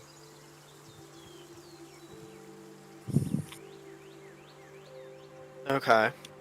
Oh no, So, I mean, I was asking a question. I mean, it's just a sheer Tree face. tree face, so there's no good or bad spot to necessarily climb. How high up is it to the nearest branch? Sorry to cut you off.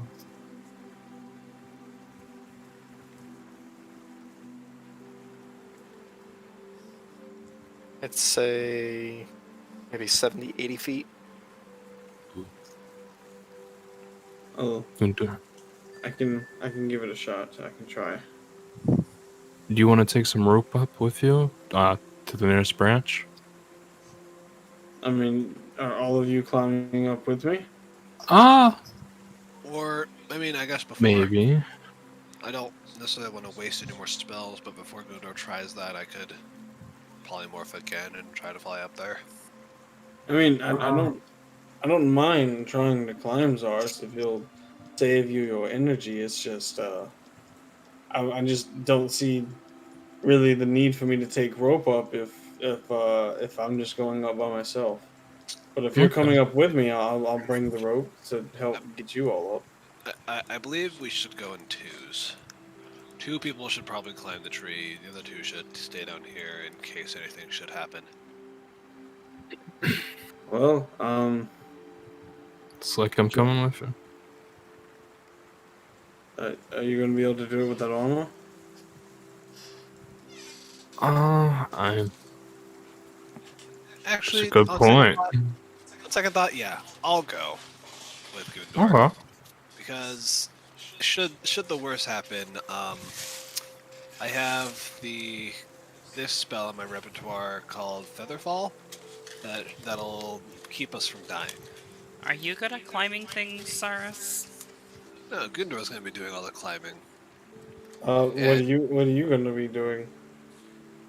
Well, climbing the rope after you get to the next Oh, branch, right? oh yeah, that's right. Oh yeah, that's right. I forgot. Yeah, I guess I could do that. Well, I I was hope your gonna- endurance holds up. Yeah, that's what I was going to say. I mean, Zars, Yeah. I know you are capable of climbing, but I really feel like Shao's the only one that could match Well- me, probably even surpass me in endurance. I have my spells to make up for that. Worst comes to worst, I can start teleporting us. Okay. Don't die! I just look towards Alivar. Can I get that silk rope, please? And hand over. Ooh, I only have one silk rope now. Yeah, because I'll hand you on the werewolf. Yep, I'll hand you one silk rope and one 50-foot rope. And Okay. then I am going to inspire Gundor, and and then I'll just, you know, you know how this works. You know, Yep. use it when you need it. All right, so I'm gonna try to climb the tree. All right, athletics check, please. Okay. So you start climbing. You get to about, I would say, 60 feet. With some tiredness. It definitely was a haul to get up here. And it took you probably about a minute to 2 minutes of heavy climbing to get up to this point. But this is the point where you're beginning to tire out, and you still have another 20 to 30 feet to go. I'm just gonna like find like a sturdy branch to like rest on for a moment, and then Or I'm no, wait, going. you're 20 feet from the nearest branch. Oh, I'm Yeah. 20 feet from the Yeah, nearest 20 to branch. 30 feet. You can't necessarily tell. All right, I'm gonna try to hoof it up some more. All right, roll another athletics check. I'm gonna use my inspire dice.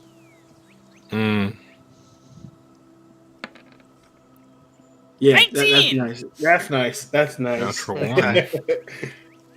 You start to weaken, and you feel you begin to lose your grip, but then you think about Zaris in the back of your head, and it kind of steals you, and you're able to push up further and further onto the tree until you reach that bottom branch.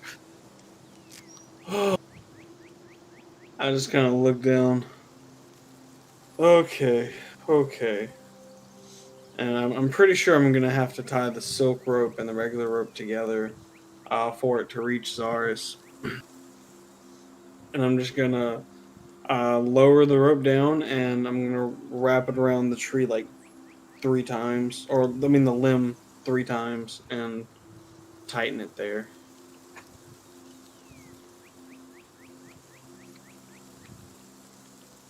I'm just gonna shout up. How you doing, Gundor? Getting tired, but I could probably give it another go. You're doing great! But you have so many more branches. Are you sure you'll be okay? Maybe. Shao, that's not really helping. I'll start Just being climbing. honest, I don't want him to die. I'm just There, gonna start okay. climbing up the rope. And to help Zaris when he gets to like the halfway mark, I'm gonna like start pulling up the rope to help him. Okay.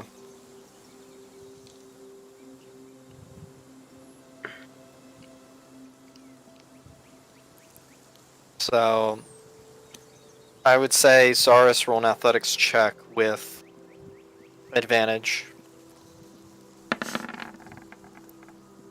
Oh, Thank God! 11. Thank God! can I inspire him?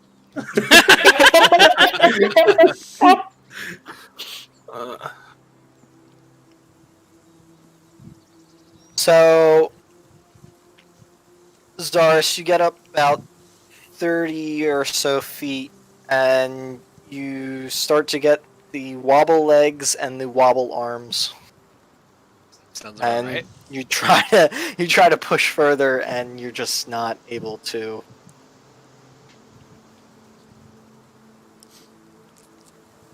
I just see him kind of like fall a little bit, and I just kind of like look towards Shao. You coming? Yeah, I got it. Athletics check, please. And if she uses the rope, I'll do the same thing. Okay. I'm still on the rope though, aren't I? Like I'm just like stuck halfway up the rope, holding on. I mean, Oh, unless you wanted to so- get down. Okay, yeah, I'll slide down the rope. Okay.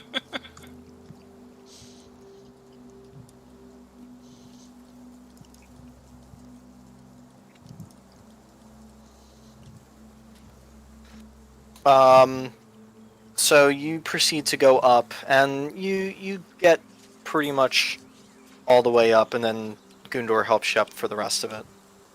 Gundor, I don't know if we can do this for another. How tall is this tree? I look up. You look up, and there's about another 120 feet to go, and there's like 2 or 3 other branches like this. One like 60 feet above you, and another lower one that's just below the canopy. Shell, you can rest for a minute. I can try to climb for a little bit. Why didn't we just I'm. have Luna fly up here again? I don't know. Actually, I really don't. We don't want to break the game! I just remember I was told to climb the tree. It sounded like a good idea. It was like Gundor, climb the tree. Gundor, climb the But tree. I suggested Luna a while ago. Yes, but somehow I ended up in the tree. Well, now we're both in the tree. So should we keep climbing? I guess. I'll send Luna up to follow them. Fuck you. I just got That back from meme. it. Have you seen like that meme where like it's like a TikTok video where like someone's phone's like on the other side of the fence and they're using like a stick to try to pull their phone back and they drop the stick and their friend jumps over the fence, grabs the stick, jumps back over the fence, hands them back the stick. That's how that feels right there.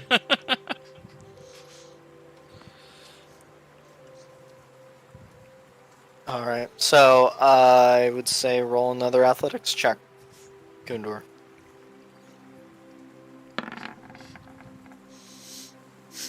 Okay. Because the next branch is 60 feet, you're easily able to push up to the next branch with little to no issue. You are feeling tired, though. I kind of do the same thing with the rope.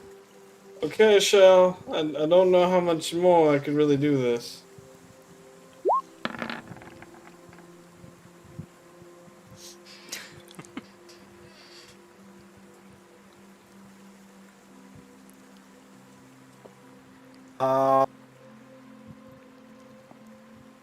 Okay.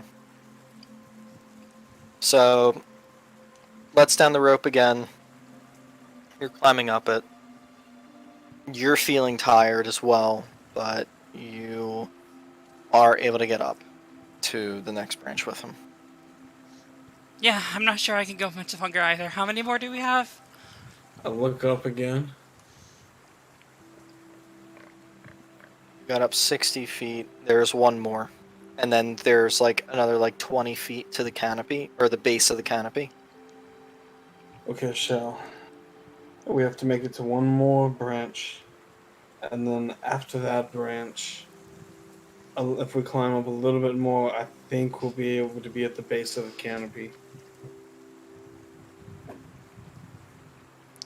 You know, why are we doing this again? I remember the words very clearly. Gundor, climb that tree. And here I am. Who in guys God's look name down. told us that? Alvor's having a blast watching you climb this tree as y'all look down. You're like, Like I'm just sitting on that branch. I pull out a water skin. Like I'm taking a few sips. Like I'm chilling for a minute. I'm like, whew. Yeah, taking a break is probably a good idea. Yeah, you want a good berry? I would love one. I'm gonna cast good berry and then give us each a good berry. Okay. So we're just having like a nice little picnic, just trying to catch our breath upstairs.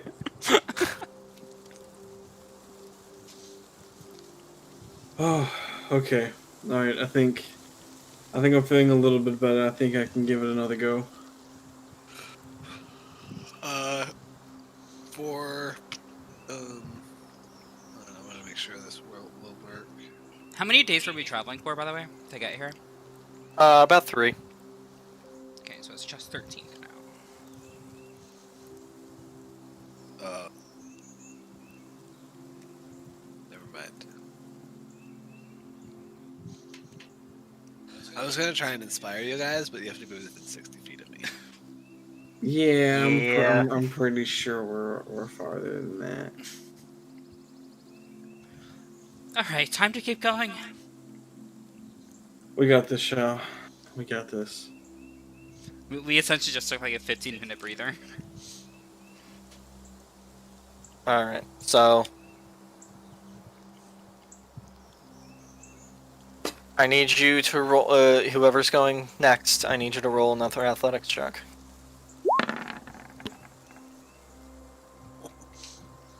Okay.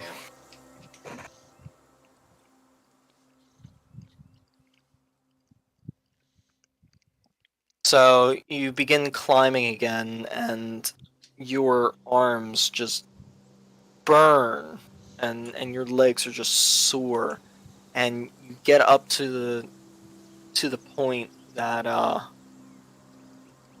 you're like pretty much right there and able to grab onto the branch, and you reach out, and you're not able to get the strength to like lift your upper body and reach and grab it. Do I need to attempt to make another check? Um, what do you what do you think you could do to remedy the situation? I Okay, guess. so describe it again. So you're like pretty much within arm's reach if you were able to lift yourself up about another foot to 2 feet. But your body is so worn from climbing essentially a 200-foot sheer tree, that you're not able to reach the. It's like just out of arm's length. Hmm.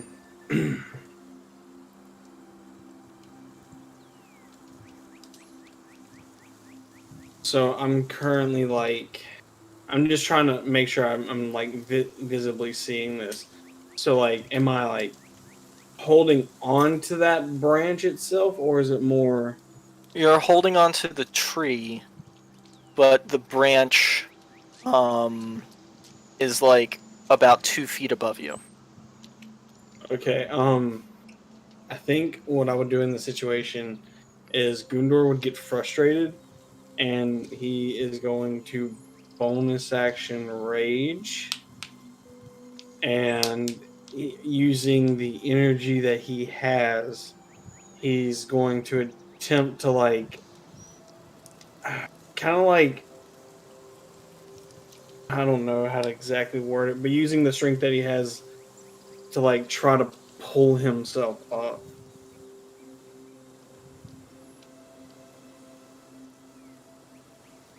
Okay.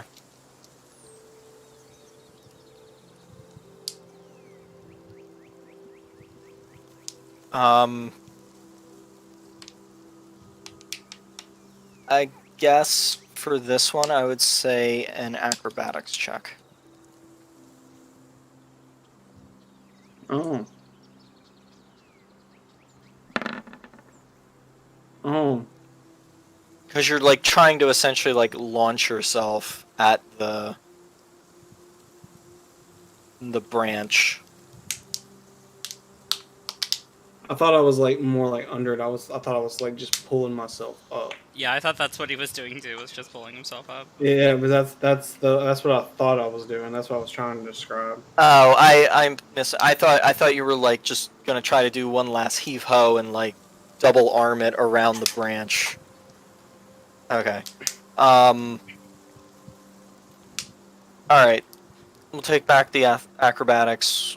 We'll say it's an athletics check. Yeah, we would just use that roll with the athletics modifiers, right? Yeah. Oh, So it'd oh. be 6, so 12. Well, he has advantage on athletics checks. Because he's Or- raging. Raging. Yeah. Right. So It'd be the 10 13 plus plus 9, this so would be the 19. 19. Okay. So you manage to just last inkling of strength, wrap your one arm around it, and get yourself up and over. And just tirelessly, I'm just gonna attempt to do the rope again, And I just look down towards Shao. I'm like, Shao, I don't know if I can make it up anymore. I'll pull myself up. You don't need to pull me up halfway this time. And I just kind of just trust in her own skills, and I just lean back against the bark and just let my muscles burn.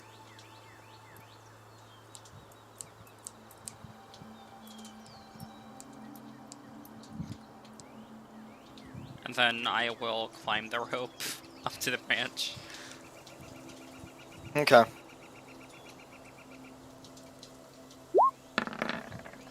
Oh. No! Oh. Oh. Got it. Yeah, that's what I was thinking. So you get onto the rope and you begin pulling yourself up, pulling yourself up, pulling yourself up. When finally you get the wobbles, and you try to recover from it, and you lose your grip and slip. Okay, as I'm falling, I see the branch that we came from, right? Yep. I'll Misty Step onto that branch. Okay. After I see her Misty Step onto that branch, I'm gonna grab onto Alavar and cast Dimension Door onto the branch that Gundor is on. Okay. Oh, okay, guys. Whoa! You know Wait, what? wait a second. Why couldn't we do Wait a second. You know. motherfuckers made us climb this tree when you could have done this the whole time. What is wrong with you? I fucking hate you guys. Like, are you serious? Did you see what I just went through? And did you just see what Shell's currently doing? Oh my god. Guys are dying. What is wrong with you two? You know what? You know how usually we always, like, me and in the past, me and Amaya are like, we feel like the casters get more XP. I think we deserve a little bit more XP this time.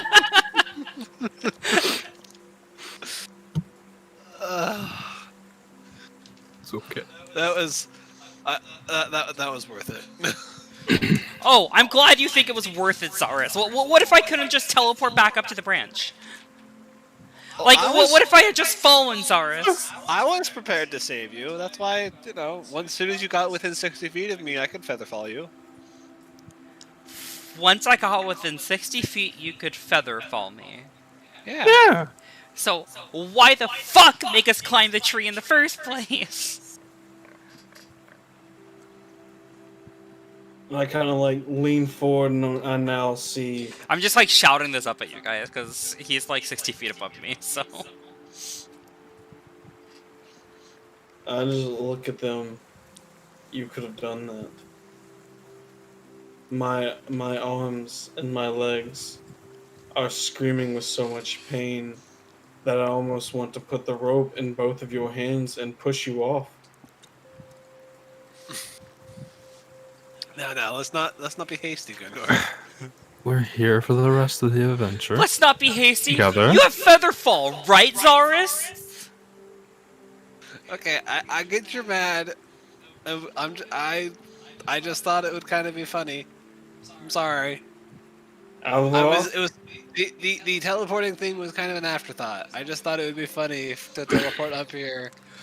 Why aren't we using your damn familiars to do this either? Well, my familiar can't fly right now. Ruby's a cat. Luna's scared of heights. Okay, well, Luna on your shoulder just kind of looks at you. Excuse me, Alvar? What'd you say? Okay. I understand. Alvar's looking straight down right now. I understand. You want me to something now? Yes! Okay. Trying to find a safe position on the branch to do this. I just look at Alva. Sit down. I'll keep you safe. Oh, thanks, buddy. Okay. No, that's not ominous at all. No, No, no. I'm just gonna bear hug the tree, and I'm gonna go for it. I mean, we're in the Feywild. It's like Toys R Us. We can get another Alvar. Oh, jeez. Look at Toys R Us. Ooh. Alright. Oh, shit. We might need that battle royale sooner. My Alavar's broken. I need a new one. Man.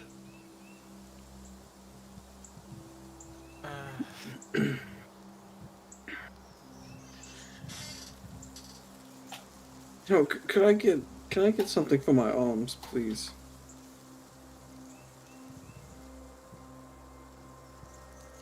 I don't know what could really help.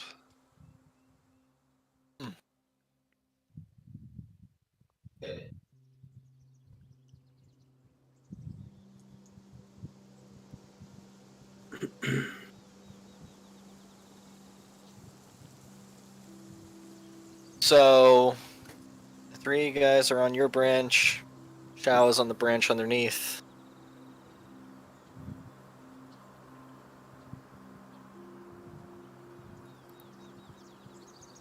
So, what exactly are you guys doing to get out of this situation? Or what are you guys thinking? Well, I'm thinking about taking a short rest. alright. I think Gundor needs to rest his arms and legs, or he's not going to be able to climb anymore. Shao needs a break too. Alvar's gonna bear hug the tree and use Luna to go the rest of the way up. Yeah, I'll hold on to Alavar and make sure he doesn't fall off the tree.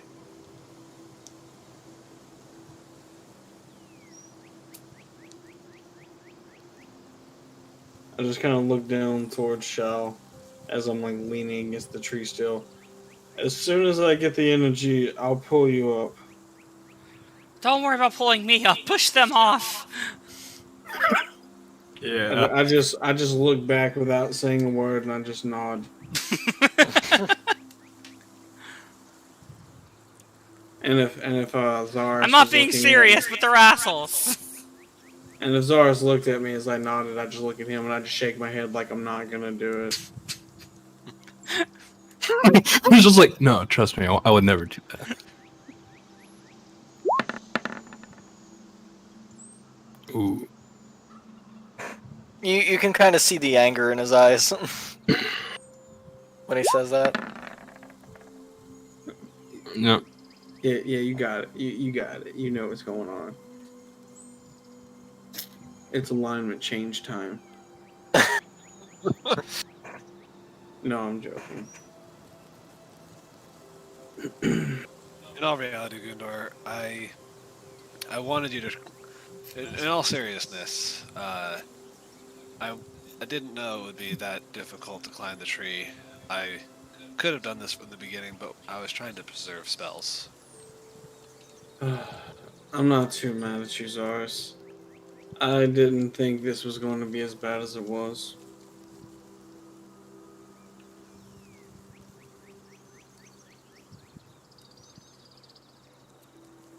But now, since you've made it this far, I think that the both of you, to help you save on your spell points or your magic ability, you can climb with your arms and legs. After you somehow make mine feel better. I mean, I could try giving them a massage. I don't have any spells that typically really do that. But maybe we'll see what Alavar finds through Luna first.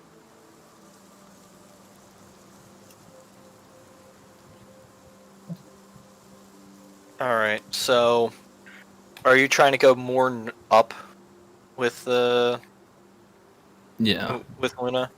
Okay. So you go up the 20 feet, you go further and further up. And there's a certain point where where Luna is unable to move any further easily, Yeah. because it's just leaves and twigs and It's extremely dense. Okay. And that's why we didn't send Luna in the first place. Okay. So, like, is it going to be difficult for us to get through it? Like, when we get that high up? Potentially, you're not sure. You can't Okay. necessarily tell. Alright. Well, guys, I got nothing. It's too dense up there, just like back in the material plane.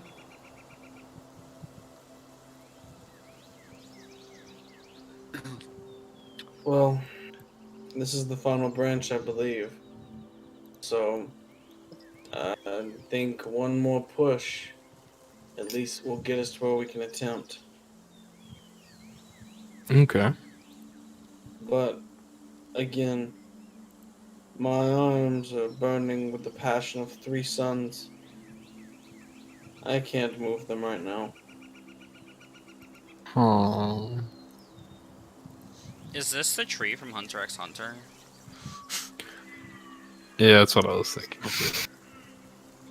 No, I really don't know of a spell that can help with that, unless it's just yeah.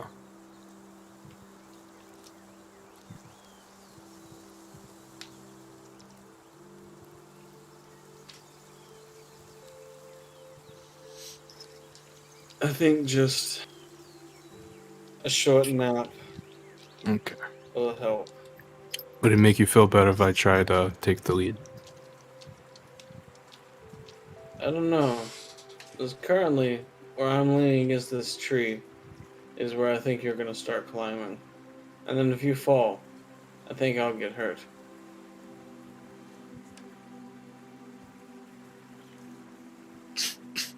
Okay. I can't So- tell if that was like a sideways, like it was letting him know that like you're more worried about yourself or what. Yeah. So, anyway. Yeah. So. Oh god. Um, Are we just waiting here, or Yeah, we I are. mean, you two are both healthy enough. Do you want to grab that rope and pull Shao up? yeah? I think there's gotta be a better way to do this. Well, I mean, we're already this far. I think once we make it to the up there, it shouldn't be as hard as climbing, because there'll be plenty of things to grab onto. Okay. Then I'll just grab onto the rope and just hang on to it for dear life. Okay.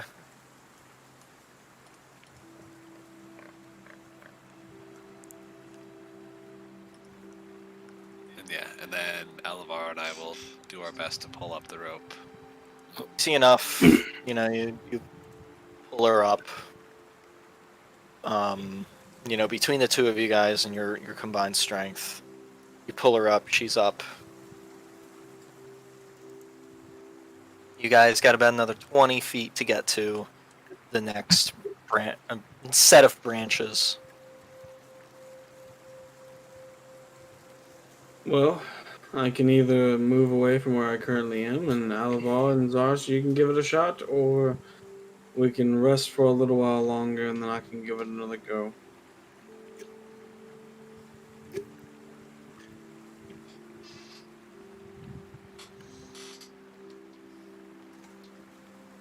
Um,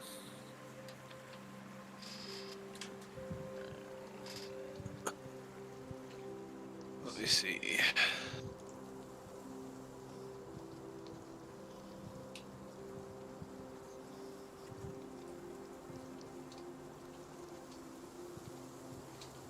Yeah, I'm okay with waiting if you are, Alavar.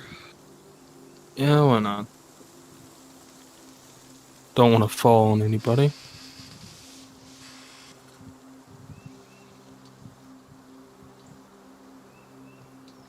Thanks for understanding.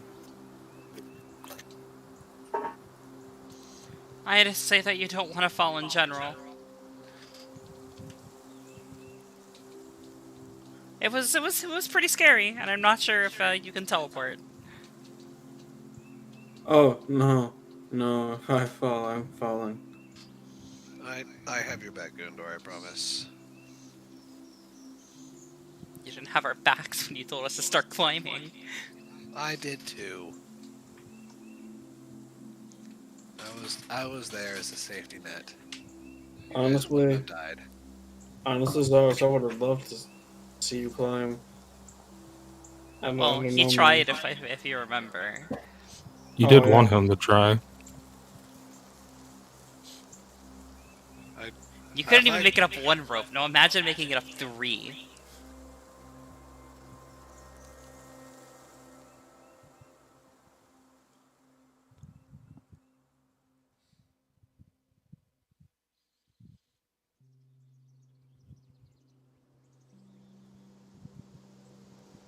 All right. So what's the plan? So I want to say like an hour, 2 hours tops. Just letting Gundor and Shao rest their bodies or their Yeah, like muscles. 2 I mean, hours. Yay, we short rest so I get my bardic inspiration back. and then Gundor will grab the rope and he will try to climb again. Oh, and he's gonna do it angrily. He's gonna be pissed. So you're raging? Oh yeah, I'm raging.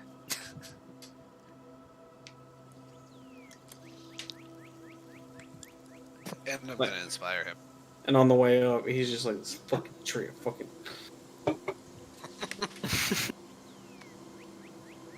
Have we not done the strength trial yet? No, you haven't. Oh, this is the strength trial. Got it. Or this is the intelligence trial and we're all just stupid as fuck. I'm gonna Actually, jump no, off the this riddle one was tree. the intelligence trial, right? Was that the No. wisdom trial? No. Really? No.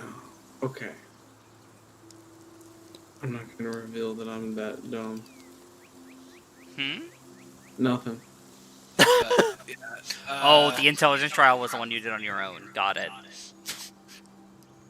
I didn't know. I didn't know the trials are based off of strength con. Oh, you didn't?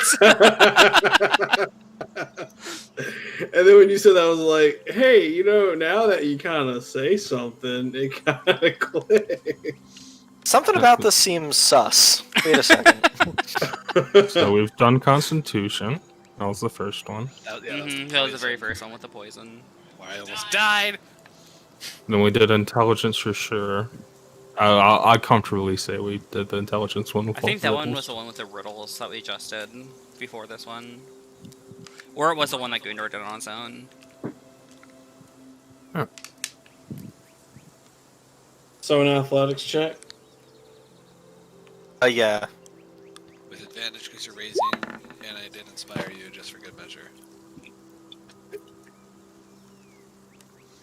Are you going to be using your inspiration, or? Yeah, you know what? Just because I feel like the DC may have rise. Yeah.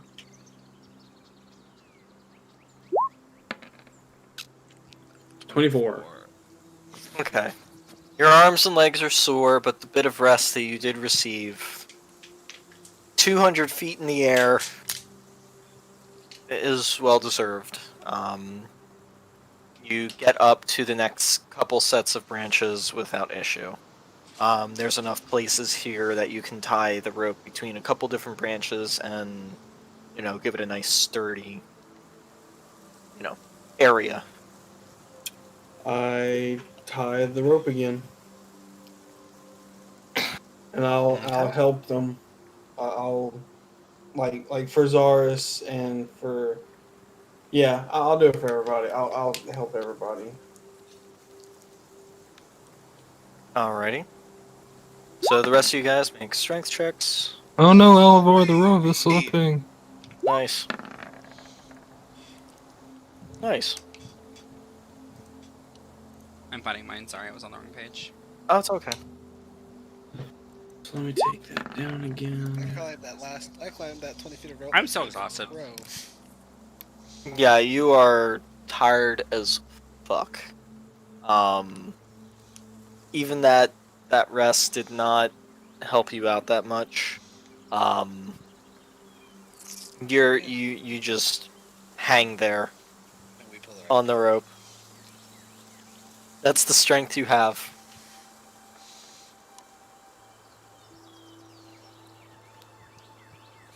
Seems legit. We will pull her, or I'll help Yeah. Gundor pull her up when I get up there and stuff. So,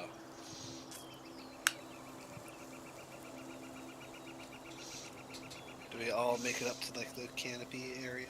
Yep, all of you guys make it up. If the three of you guys are pulling, I'm not gonna make you roll for it because there's enough strength between all of you guys to pull her up.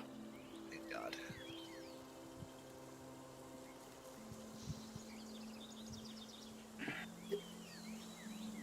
So now, what do we currently see?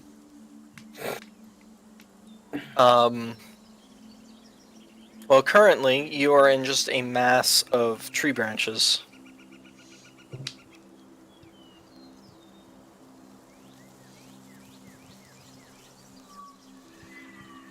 And I start using the tree branches as like stairs and like start kind of like walking up the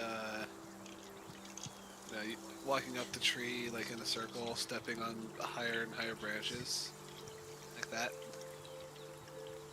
Yeah, yeah, that's easy enough.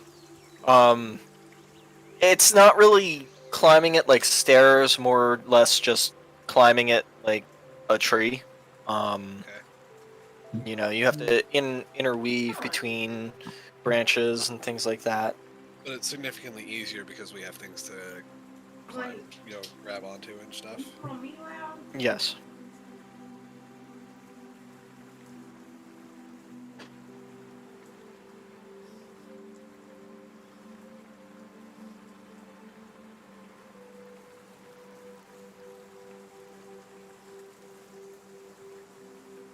All right. So, do the rest of you guys follow him? Yeah, yeah. Okay. So you guys all proceed to do that. And you guys get up around the tree 4 or 5 times before you see what looks to might be a break in the canopy above.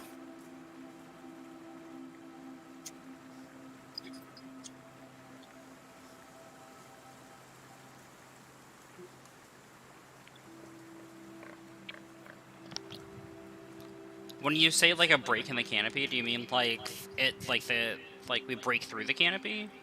Like see what's above it, or Like you can see that there's less leaves above you. The light is kind of everywhere at this point. There's bits of light coming in from every direction.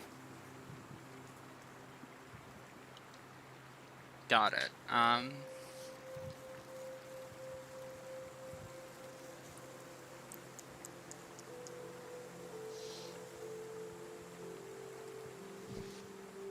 mean, just continue to the top where we can maybe pop our heads out of the tree. Yeah, that. Okay.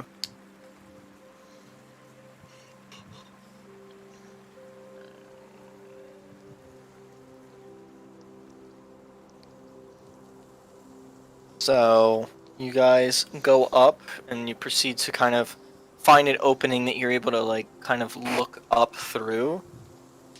And you see that there is a thick interweaving of some of the tree branches and things like that.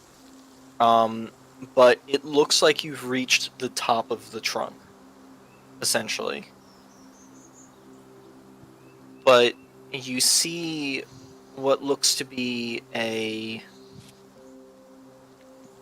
kind of flat area that seems hollow and open, almost like a bulb, almost, of tree branches, interweaved and intertwined, and pretty much in the center you see this bush.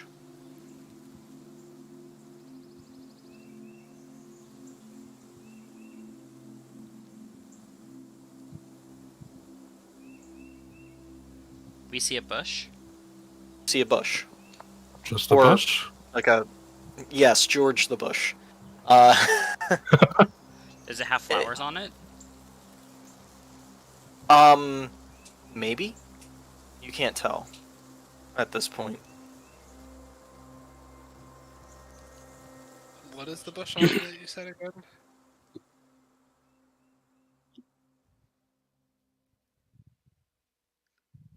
I've never seen a more suspicious looking bush. Maybe it's because it's not a bush, it's a shrub. I want a shrubbery.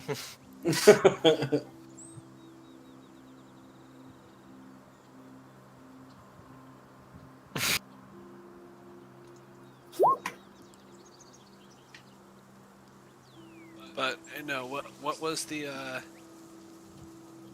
bush on? Like what? It was like some sort of platform. Um, not necessarily a platform, but like it's like an intertwining of all the branches. Like the top. It's like the top of the tree, but all the little branches that come off at the top have kind of interwoven and intertwined into like this little dome almost. And it's inside that dome? Or on top Yeah. of the dome? It's inside that dome. You're also inside that dome too. Like your head is Oh. popping out into it. Got it.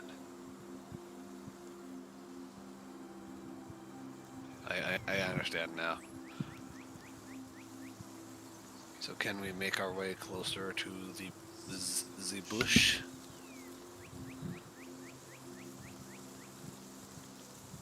Easy enough. You all proceed to get up into the area, kind of brush yourselves off, pull the leaves out of the couple small spots in your armor, and then you proceed to come up to the bush.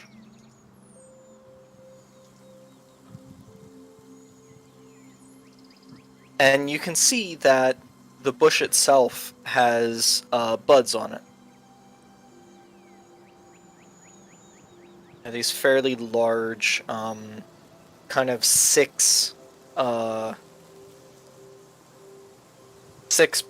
buds that just kind of stick out from the bush.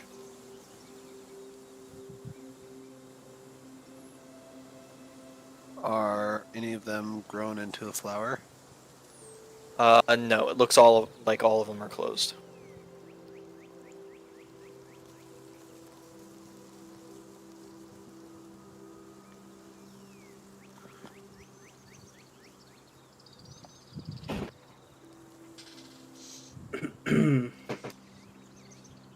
Well, any ideas, guys? I mean, normally I'm not one for harming nature, but at this point we either go back down or we break our way into the tree. Assuming it's hollow all the way up.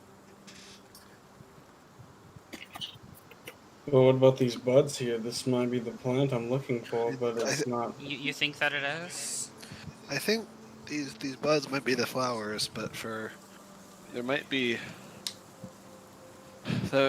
something we need to do in order to make one of them bloom. Well, they did say it was at the top of the tree, so maybe they only bloom at the top? I don't know. Maybe it's magical, and I don't know. I'll cast. I don't want to sit here up here for 10 minutes casting it, so I'll just regularly cast detect magic.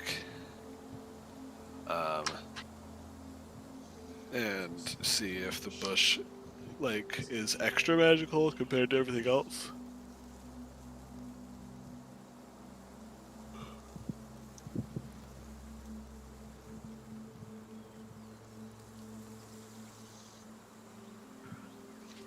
Alrighty.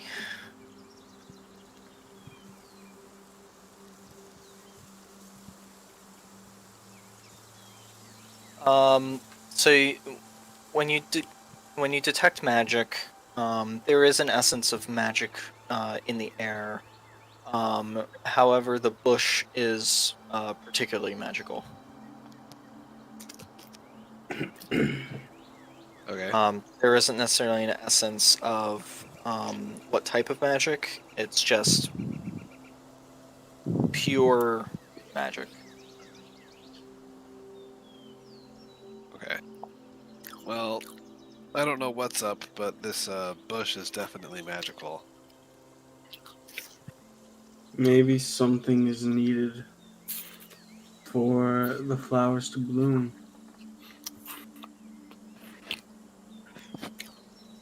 Maybe a certain time of day or night. Thing is, we haven't even gotten any hints. They told us to grab the flower from the top of the tree.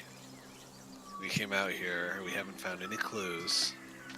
Went through the tree that teleported us magically to the Feywild. And now we're up here 400 feet up in this tree with this bush and no idea how to activate it. But we're not at the top yet.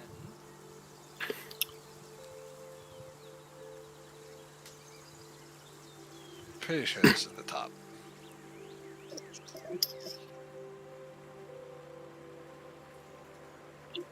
Can I take like a closer? Well, go ahead and keep climbing, Shao. Let me know what you find. Get down, cat. How about you climb, Zaris? Seeming how you did so little of it earlier.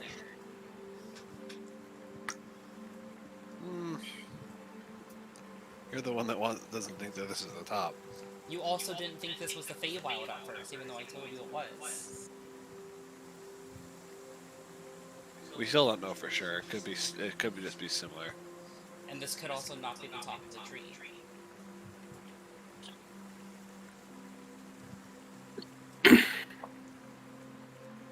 You were so set on confirming that it was the Feywild, but you weren't set on confirming that this is the top of the tree.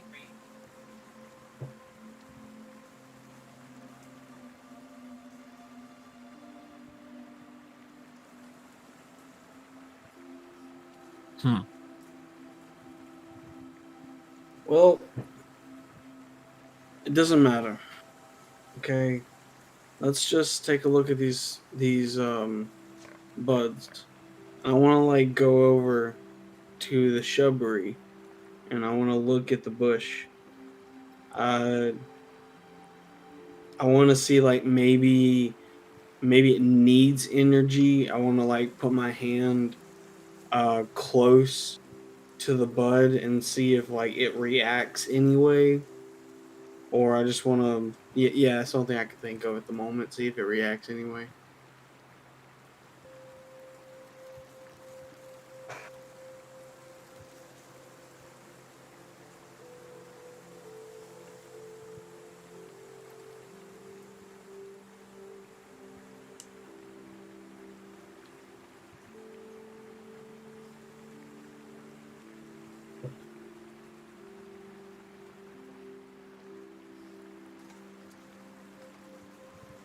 So,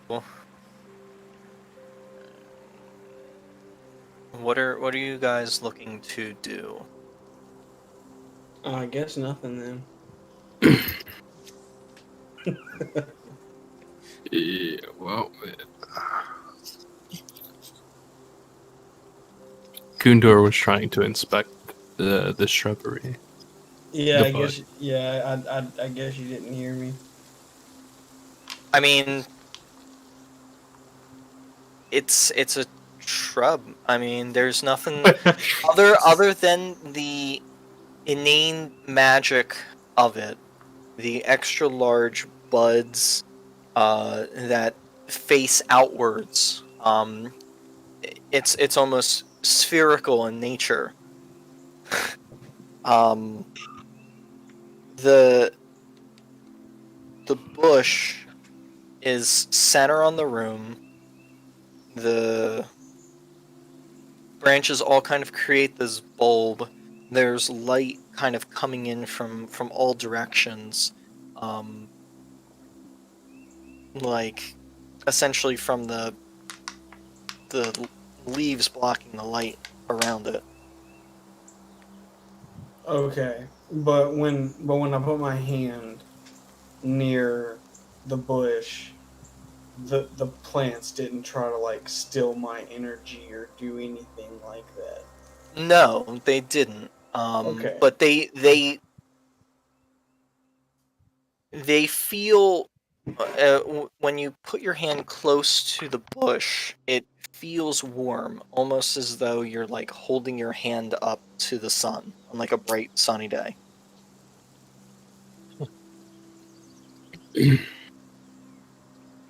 Maybe this is like a challenge. Maybe the buds need the light that are coming through the branches here. You can cast daylight, can't you? Have you tried that yet? Well, I'm able to use that spell because of this sword. I've already used it once today, so I don't think I can do it again. Let me think about it. Checks character sheet. So while he's thinking about that, I'm gonna go up and touch the bush. Once Oh, a day. oh. So, yeah, I can't use that spell again today.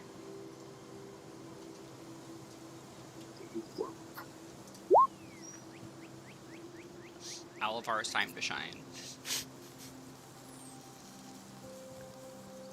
Zaris, you poke the bush, nothing happens. Okay. I personally believe we should try to see if this really is the top or not, like Shao said. Okay. Is it possible to keep climbing higher, or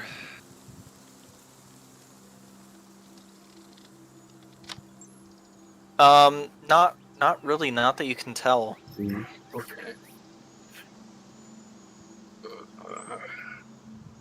Did we? And there's no way we just climbed. Well, they just climbed. So this has to be. No, it doesn't have to be. It doesn't have to be me. What are We you could just suggesting? be. I'm just saying, we could be 4 idiots stuck in a tree. This doesn't have to be what? Hmm. Wait, what is- Like this doesn't have to be what we are searching for. Oh, like this and- doesn't have to be the correct tree. Yeah, like it- we could be so off, but it's gotta be though? I mean, when I was looking at it, I believe Anthony described like that these plants, they're warm and that there's light coming in through the branches, but it's not hitting the flowers. So maybe that's why they're not growing. Are there god rays breaking through a little bit? Is this tree like some? I mean, is this like shrub cemented into like a tree branch, or is it like a vine that we can move around? Since there's not really ground up here. I mean, looking at the base of the shrub, it looks like the roots of this bush are kind of intertwined and entangled within and around the branches of the tree. Can I just like pick off a bud and then take it to like a god ray and put it in the god ray? Sure. So you pick off the bud, and you take it out to one of the god rays and kind of put it in the light, and you can see the bud begins to open up a bit, but then you see it wilt and, seem to die off as it Oh, partially opens up. So we need to wait I until the god rays hit the bush. I have an idea. Okay. Zars, can I borrow your mirror? Ah, Oh. That's yeah, like and I'll hand it to him. 10,000 IQ. I I go under the same ray of light that's coming through that Shao's standing by, and I'm gonna angle the mirror and try to make it reflect towards one of the buds that's still on the bush. And if I see it start getting like super hot and smoky, I'm gonna like move I was gonna like say like light the like forest on Lights fire. bush on fire. like I'm gonna jolt it real quick, but like I'm like bringing it down, let it get a little bit, raising it up a little bit, raising it back down so it's not constantly being This shined. isn't like a magnifying glass. Well, still, Steven, you can like use it, mirrors to start fires too. Did you not know this? No, but it's not like making it like a pinpoint like a magnifying glass. It's not easy to start a fire with a mirror because this mirror is reflecting light, not, you know. So you take the mirror and you put it up to one of the god rays and you start to redirect it a bit towards the bush. You work on directing it towards one of the flowers, and you hold it onto the flower bud, and you just kind of keep it there for a little bit.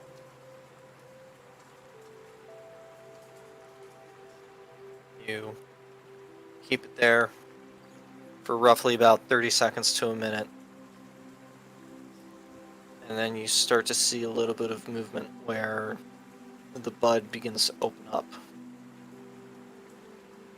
And it opens up further and further. And the flower you see within, it's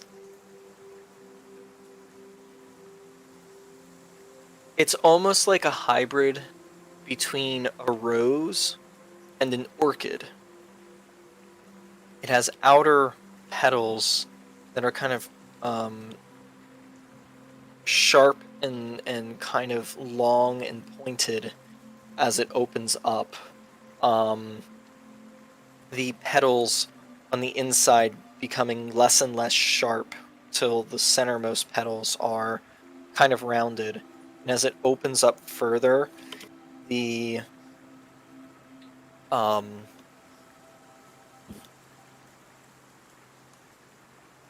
edges of the flower petals almost glisten and sparkle with sunlight almost.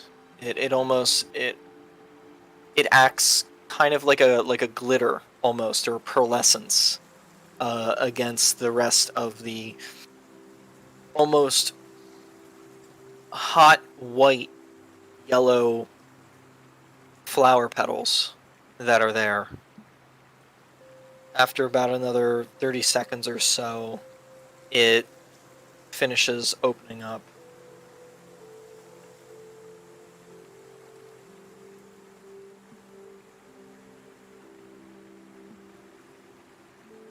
I just hand Zaris back his mirror.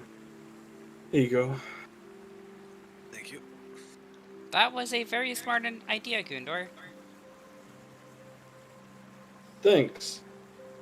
When I was actually quite young, and I still wasn't really had much respect in the village, some of the kids would sometimes prank me by getting a mirror that belonged to one of their parents, and they would use it to shine a light in my eye. So I had a feeling it would work.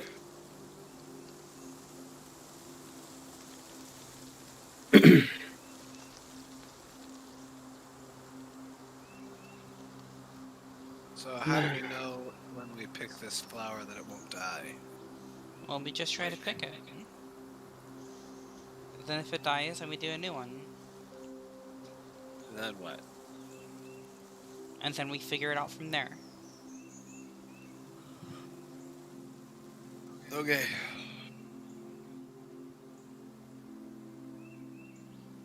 So we will pick the bloomed flower. Okay. You guys take one of your daggers and actually cut it, so it's a clean cut rather than, you know, it just being a mess and just ripping it off. And this flower does not wilt. It does not stay, and it's strange. It almost it keeps that same kind of shimmer on the edges of the petals and whatnot. It's very beautiful. It's probably one of the most beautiful flowers you've ever seen. And it's not wilting or doing anything like that. It's not wilting. It's not doing anything. Well, And in your hand, the flower petal feels very, very warm, almost as if you know, the palms of your hand were up against the sun on a hot day. I wonder if these would be good for alchemy. Can we collect a few more of these? probably best we don't. These are somewhat sacred to Gundor's village. It seems. I'm not. I don't think I'm the best person to give you permission on that, Shao. Well, do we really need permission? It is nature. It is, but at the same time, if another king were to fall and another one were to take the test, and if It the is a king bush. here, They do grow. They have seasons. And who's to say that this is the only bush? I don't know. I just don't see the harm in picking a few more. How many buds are on the shrub?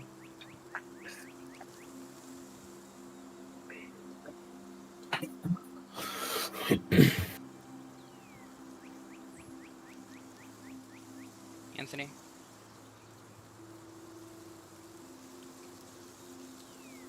Oh, I think Anthony died. Hey, what is that better? Oh, yeah, now we can hear you. Okay, that was weird. My mic just cut out for some reason. So, what was that? I'm sorry. I had to unplug and plug back in. How many buds are on the bush?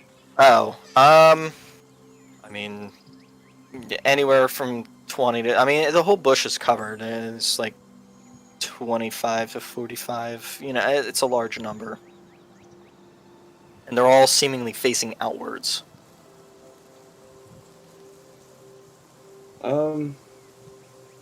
Sure, I mean, I'm not going to tell you what you can and can't do. I mean,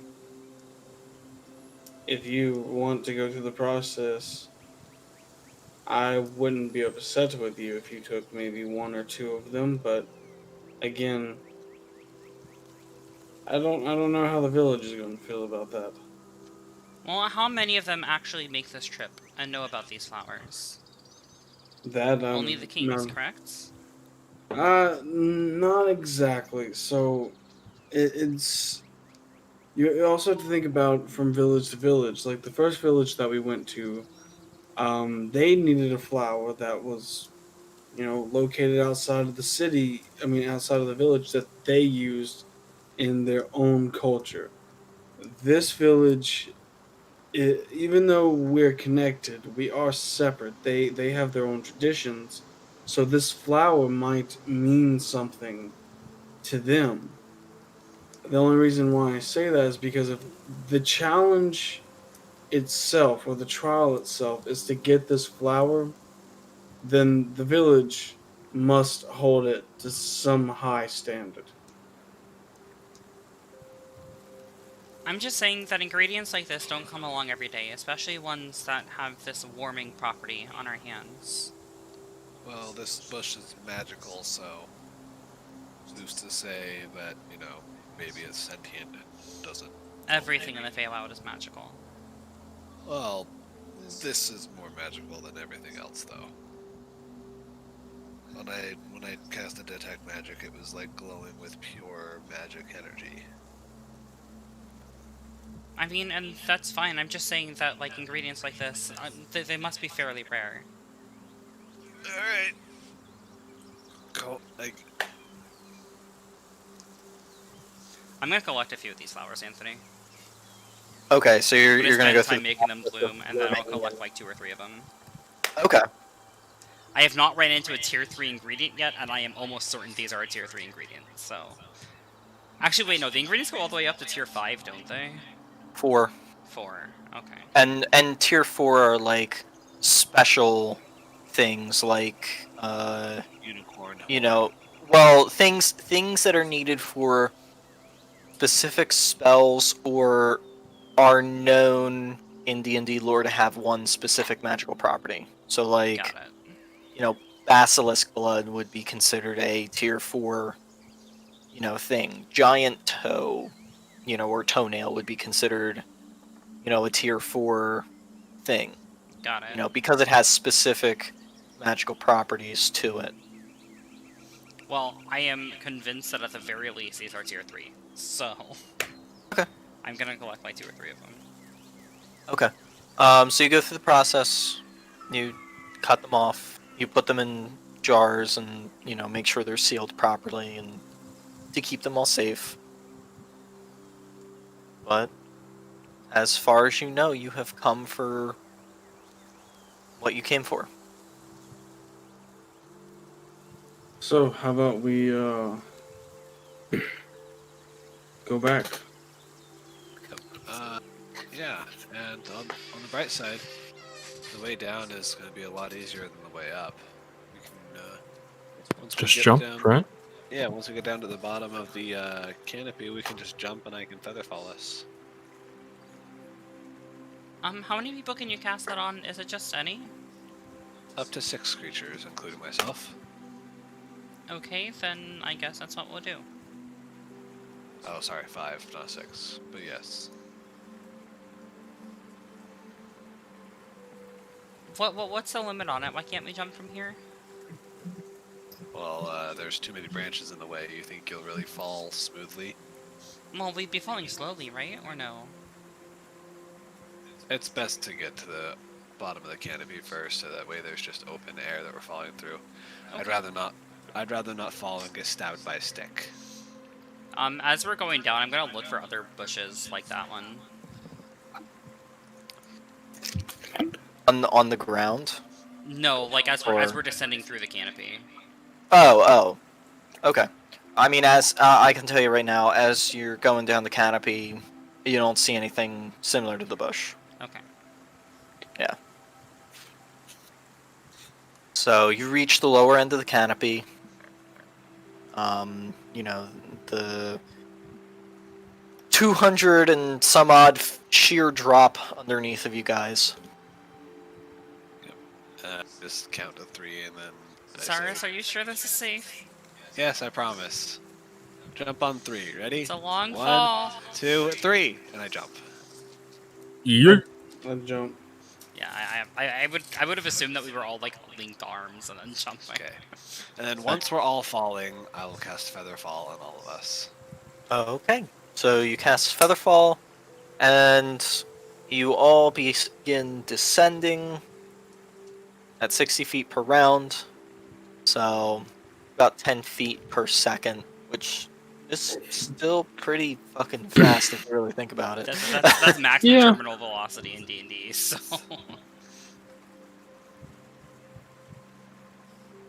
Oh no, did we just have that scene from the other guys where the 2 cops jump off the roof thinking that they're just gonna land in a bush and be okay, and they ended up Aim for that landing... bush. Oh man, what was the name of that show? I know what one you're talking about, but I don't remember the name of it. The movie it was from was called The Other Guys. Yeah. It was The Rock and what's his name? Michael. What's he in? Yeah, I know the scene you're talking about. Yeah, and they're just like, And wait, how is 10? And it just jumped off Yeah, into even a bush, pile of there's no bushes. How is fucking 10 feet bush. per second terminal velocity in D&D if this slows In D&D, the creature- maximum fall damage it can take is 66, and you take 1d6 per 10 feet. No. But it says this is the. But that's not terminal. Terminal velocity is the speed at which you're falling. Yeah, You can fall. which is the maximum momentum. When you hit max speed, you can no longer take more damage from the impact when you land.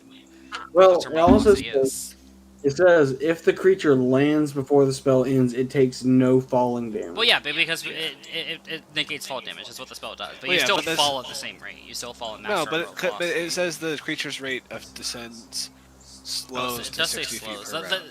I don't know the way Like, that they do. So like, it terminal assumes. velocity, So but- it assumes that you can be going faster than that. Yeah, except the falling rules specifically state that you can't take more than 66 due to terminal velocity, which I think is stupid, and that's why I don't use that in my games. Like, if you fall from 1,000 feet up, you're gonna be taking fucking 100d6. So, Well, yeah, but I'm just saying, like, as you're falling, you're gonna start falling faster and faster. yeah, until you reach terminal velocity. But D&D doesn't state how fast terminal velocity is. You can take a maximum of 66 fall damage in D&D. Yeah, that's how much maximum fall rock. damage it is. But that doesn't mean that's terminal velocity though.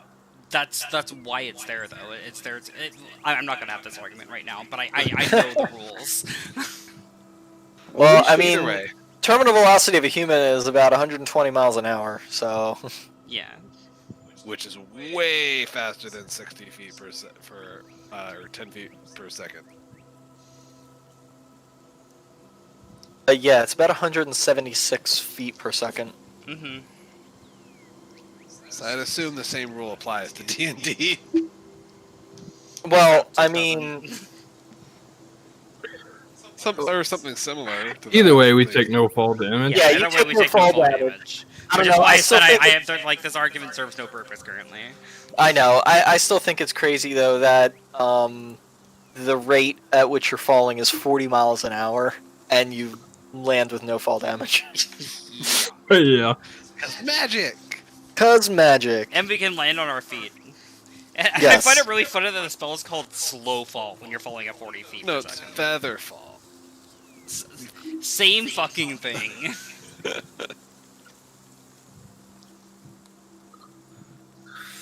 But yeah, so we all jump, I cast Feather Fall, and we fall down, and Zarius superhero lands and takes no fall damage. Superhero lands? Yeah. You don't know what superhero land is? I know what a superhero land is, I just don't see Zara's doing that. Wait. She's gonna do the superhero landing. She's gonna do superhero landing. Do the pose. Do the pose. You know, that's really bad for your knees. Nail it. Alrighty. So you guys end up on the ground. Then we go home and go to bed. But after the 20 to 30 minutes that you were up in the canopy and traveling back down through the leaves and stuff, when you jumped, something seemed different. Oh no. What? No. Yeah, different how. It's dark.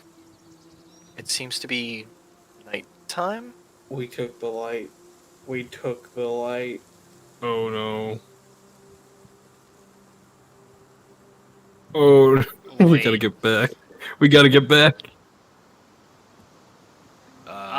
Looking around, what does the landscape look like? It's the same landscape.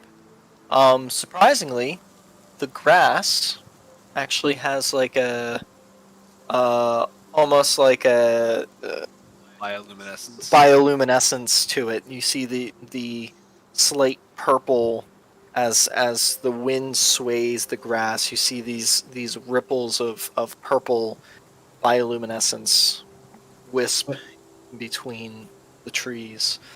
Friendly flowers. Yeah, essentially. Like the bioluminescence in Avatar. Mm-hmm. I told you it was a Feywild Zaris.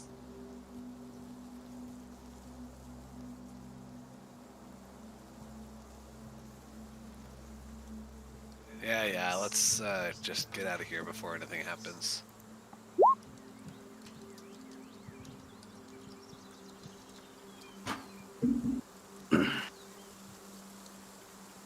So, what are you guys doing? Leaving the way we came. Yeah. Okay. Trying to leave or attempting to leave. Okay. As you guys go to the tree, where there was a hole, there's just a deep crack in the tree. Oh. Oh. No. Like we can't go into the tree. You can go into the tree, but you can see kind of where before it would just go dark. You kind of see that shadow cast, but you can see the back where there just seems to be more wood. So there's not. So the tunnel that, like, peering through the crack, the tunnel that was there before that led back to the overworld, is no longer there. No longer there, as far as you can tell. Oh. What about the goggles, Zaris? Yeah, good. I'll slide down the goggles to see if I can find it.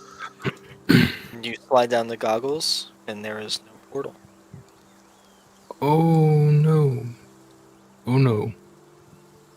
Oh Well, no. there has to be another way out of here. I'll keep the goggles on. We need to find. We need to find out how to get out of here ASAP. Bad things happen at night, I'm sure. Yep.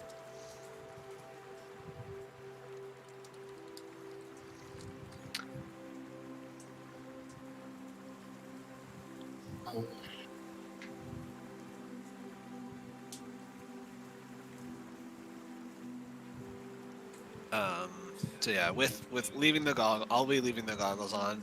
Okay. Pretty much as long as we're in here now, because I want to, find a way out. I can only use the check portal once per day, so we're kind of fucked in terms of me. Wait, didn't the flower that Gundor you have,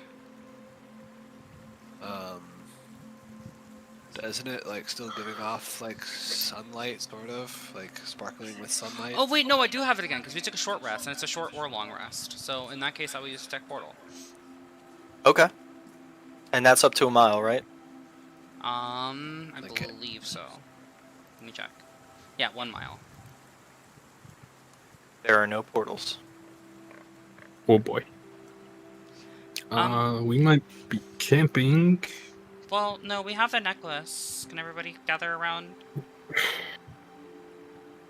Right. Okay, oh, is thank it gonna- God, But Where is it gonna take us when we use it though?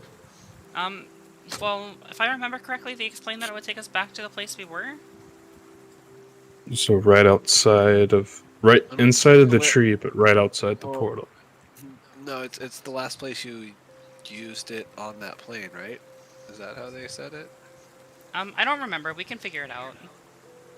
Because I don't. If it's gonna take, where was the last time we used the necklace on the material plane?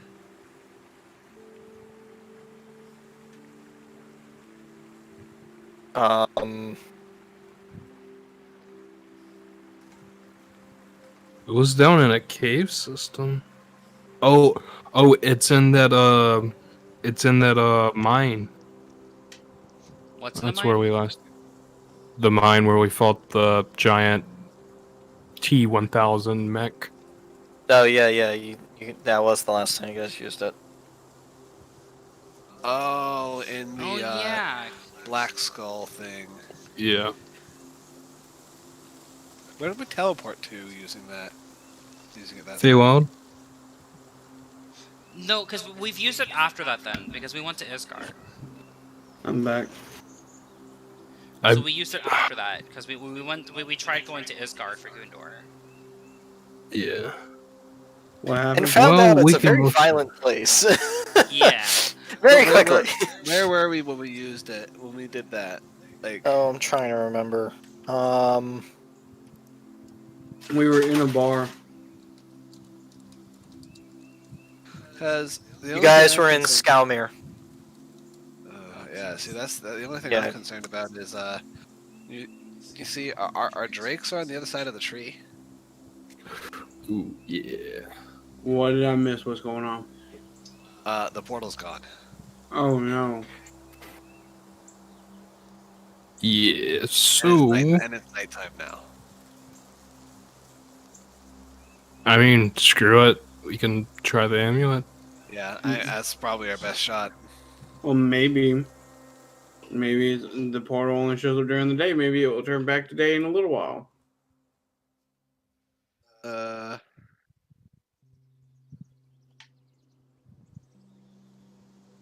Maybe, I don't know.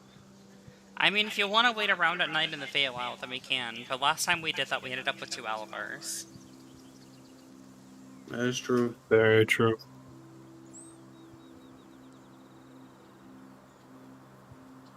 Okay, so you guys are going to attempt to use the planes? Or the amulet of the planes? Yes. I'm Shao down. is going to, and then we're gonna follow through.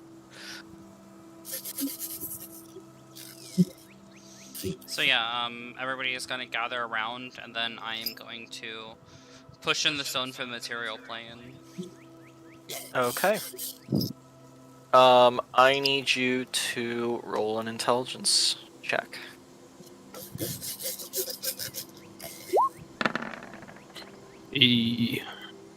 Not too bad. What was the DC? I have no idea. I need you to roll a D100. Oh no. Oh.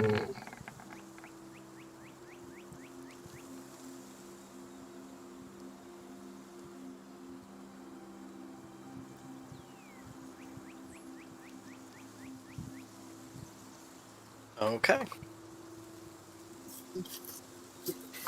So, let's get really random with this. Oh boy. Oh, we didn't make the DC, did we, Anthony? Let's see. 1, 3, 4, 5. So who's getting left behind? No, we're well, who knows, We're all actually. like arm linked, so I don't think anybody's like lost. It's a matter of like where we end up. Right. Yeah, one of us just gets thrown to the other continent with half an arm missing.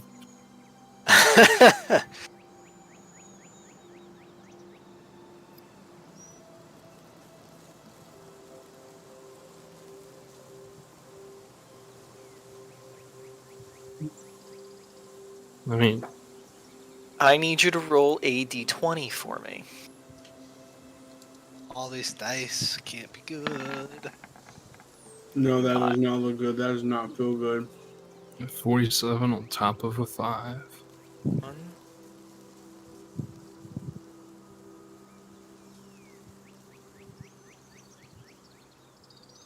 Where are we dropping, boys? Oh no! Just brings back memories of fucking PUBG. We're dropping Stadium. Right into the. Hang on a second. Hang on a second. I've been dropping Park lately. With my Park? friend. Yeah. Nice. You drop Park and then go to the bunker. That's right there, but in Park. A lot of times I drop farmland. Alright. Sorry, I'm just having to pull up a new map. What? A new That I- map? A new map, yes. Oh no, we're going to another country. Okay. Yo, let's get it. Well, I mean, worst case scenario, I can teleport us back to Zilnala's shop, but as long as we make it somewhere on the material plane. But even if we go back to Zilnala's shop, Sorry, it's I'm still- just trying to think what would be the most unique situation. If it fails, does it even take us back to the material plane? Depends on how badly you fail. I don't Well- know. How bad is the 47?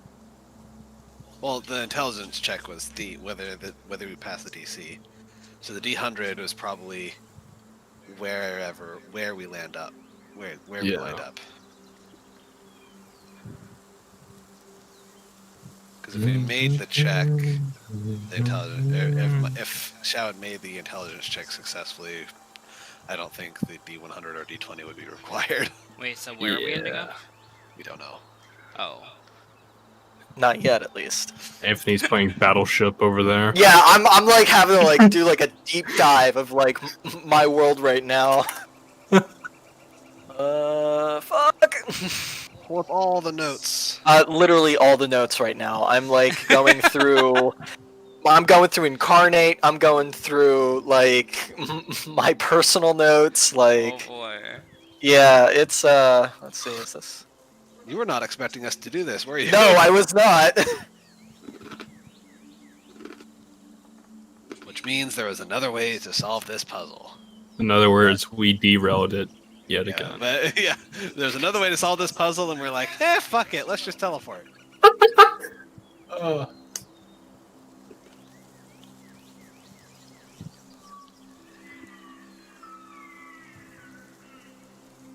Okay, so.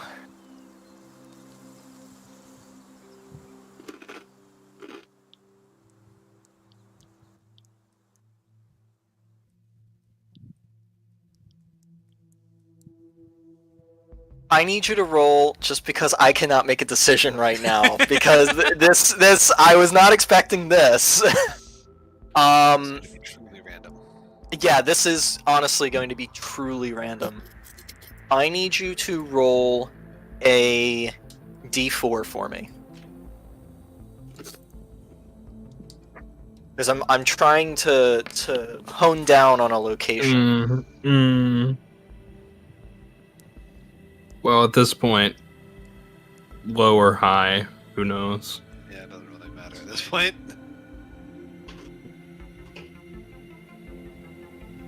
I cannot remember. I fucking love this soundtrack. Oh yeah, the weirder things, I know. Oh yes, it's so good. It just gives you the sense of what's gonna happen next.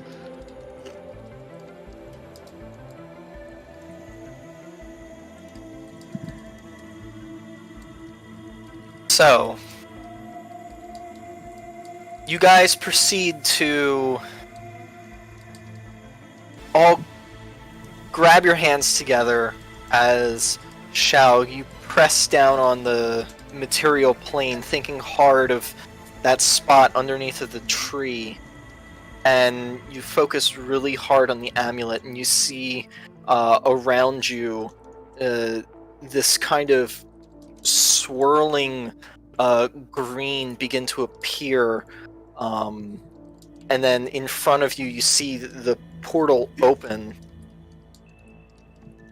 and as you guys go to jump, your concentration breaks for but a moment,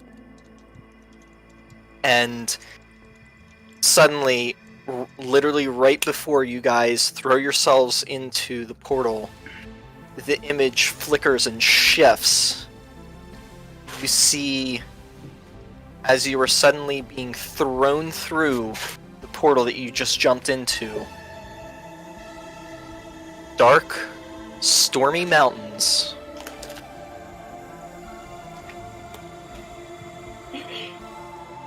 Stormy mountains? Stormy mountains. Are they like snow-capped? No.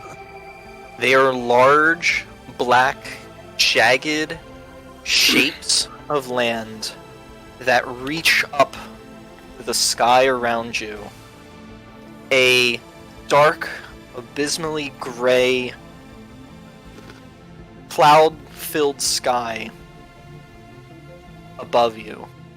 The sudden thrust that you get thrown through, and as you guys, losing your balance from the sudden just shift of everything, proceed to land on the ground, and as you get up, the ground is black and ashy, and it's dark and almost charred in a sense, but it's still dirt. It's dry and kind of crumbly in your hands, almost as if it's just devoid of all the organics. And as you look up, you see before you a city. Fallen and destroyed. Large alabaster white walls that have large sections of it crushed and torn down. You see a single bastion to your right. And within the city you see immense buildings, tall buildings, spanning anywhere from 60 feet up to 200 feet tall. Large scaffolding of metal seems to run from the edges as you see some of these buildings have almost been torn and sheared in half or split at some angle, while others still stand, their windows blown out, the stone cracked and crumbled, the facade leaving to the rooms inside.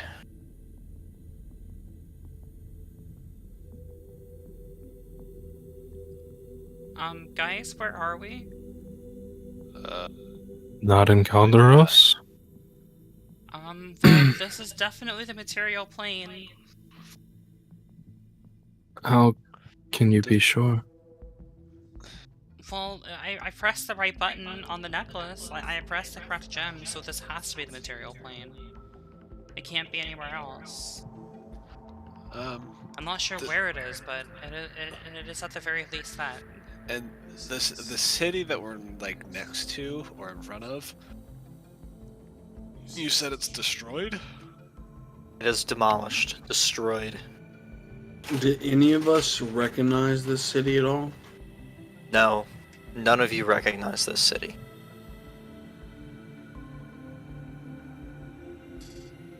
Oh. You guys are about, I would say,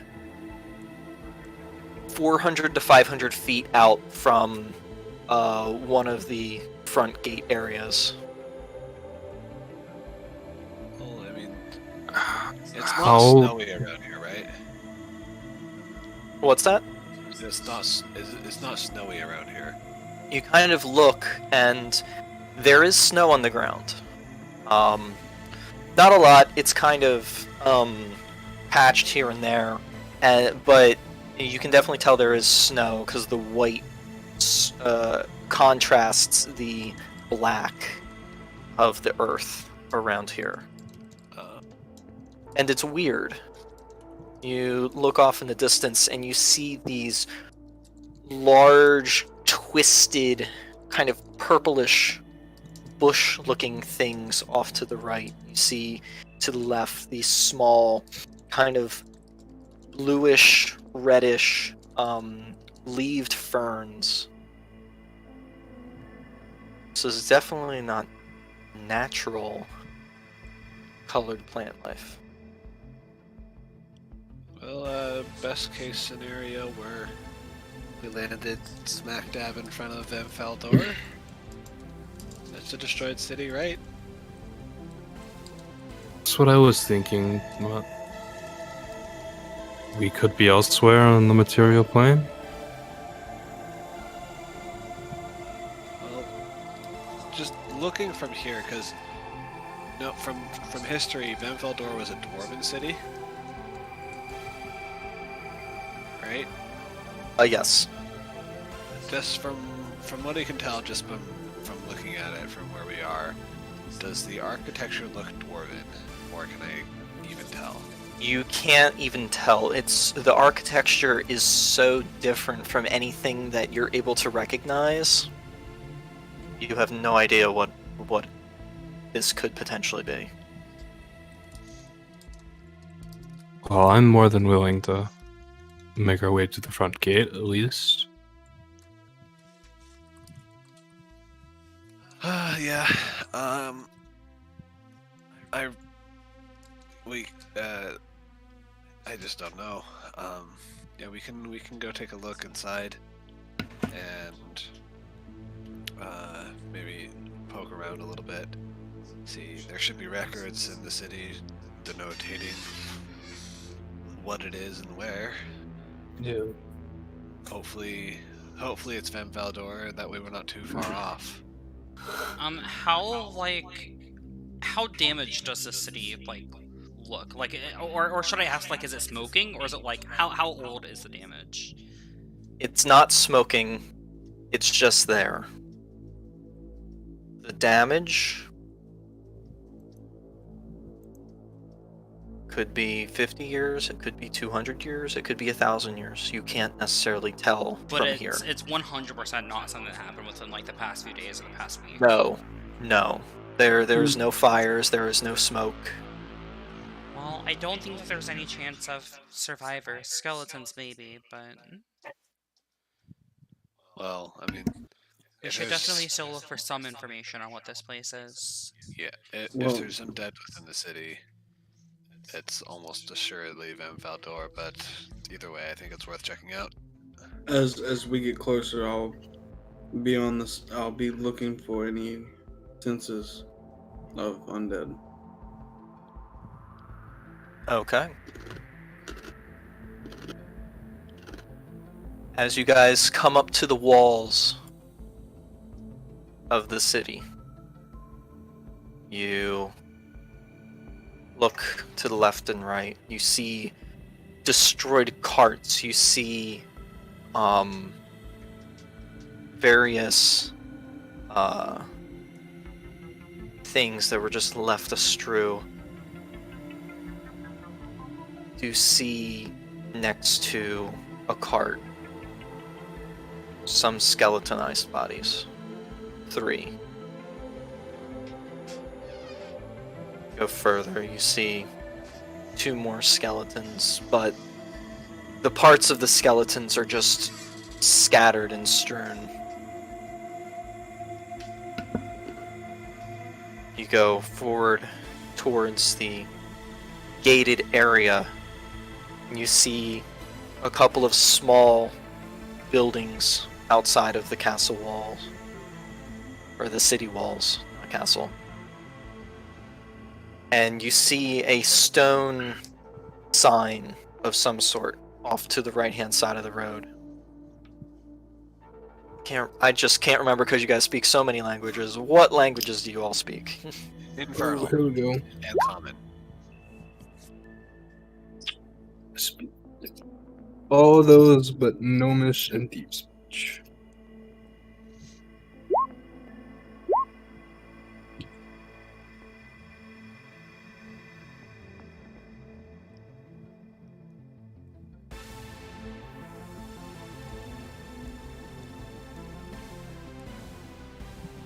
So, Shao and Alavar.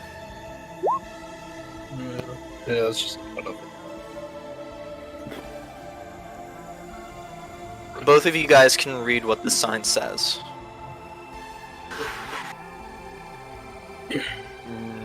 It is the name of a city. You can kind of tell by the way that it, presents itself. Okay. What language is it in? Elvish. Yeah. Elvish. Yes. It's kind of it's weird. It's Elvish text, but it reads more similarly to Common. It's a weird dialect kind of shift. But it basically says Welcome to the city of Fall Run.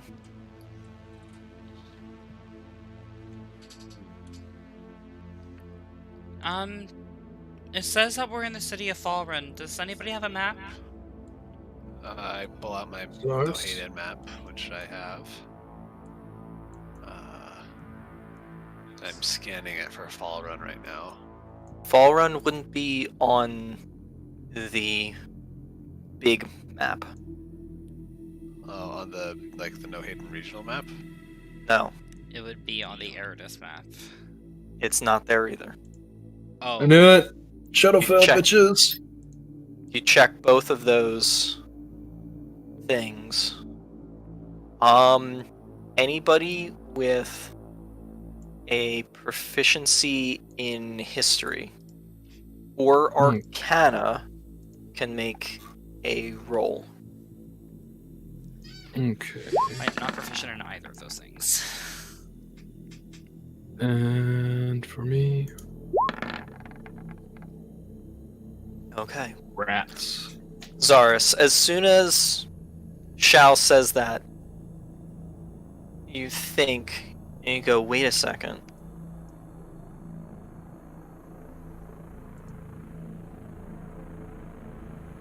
That's one of the cities from the Great War.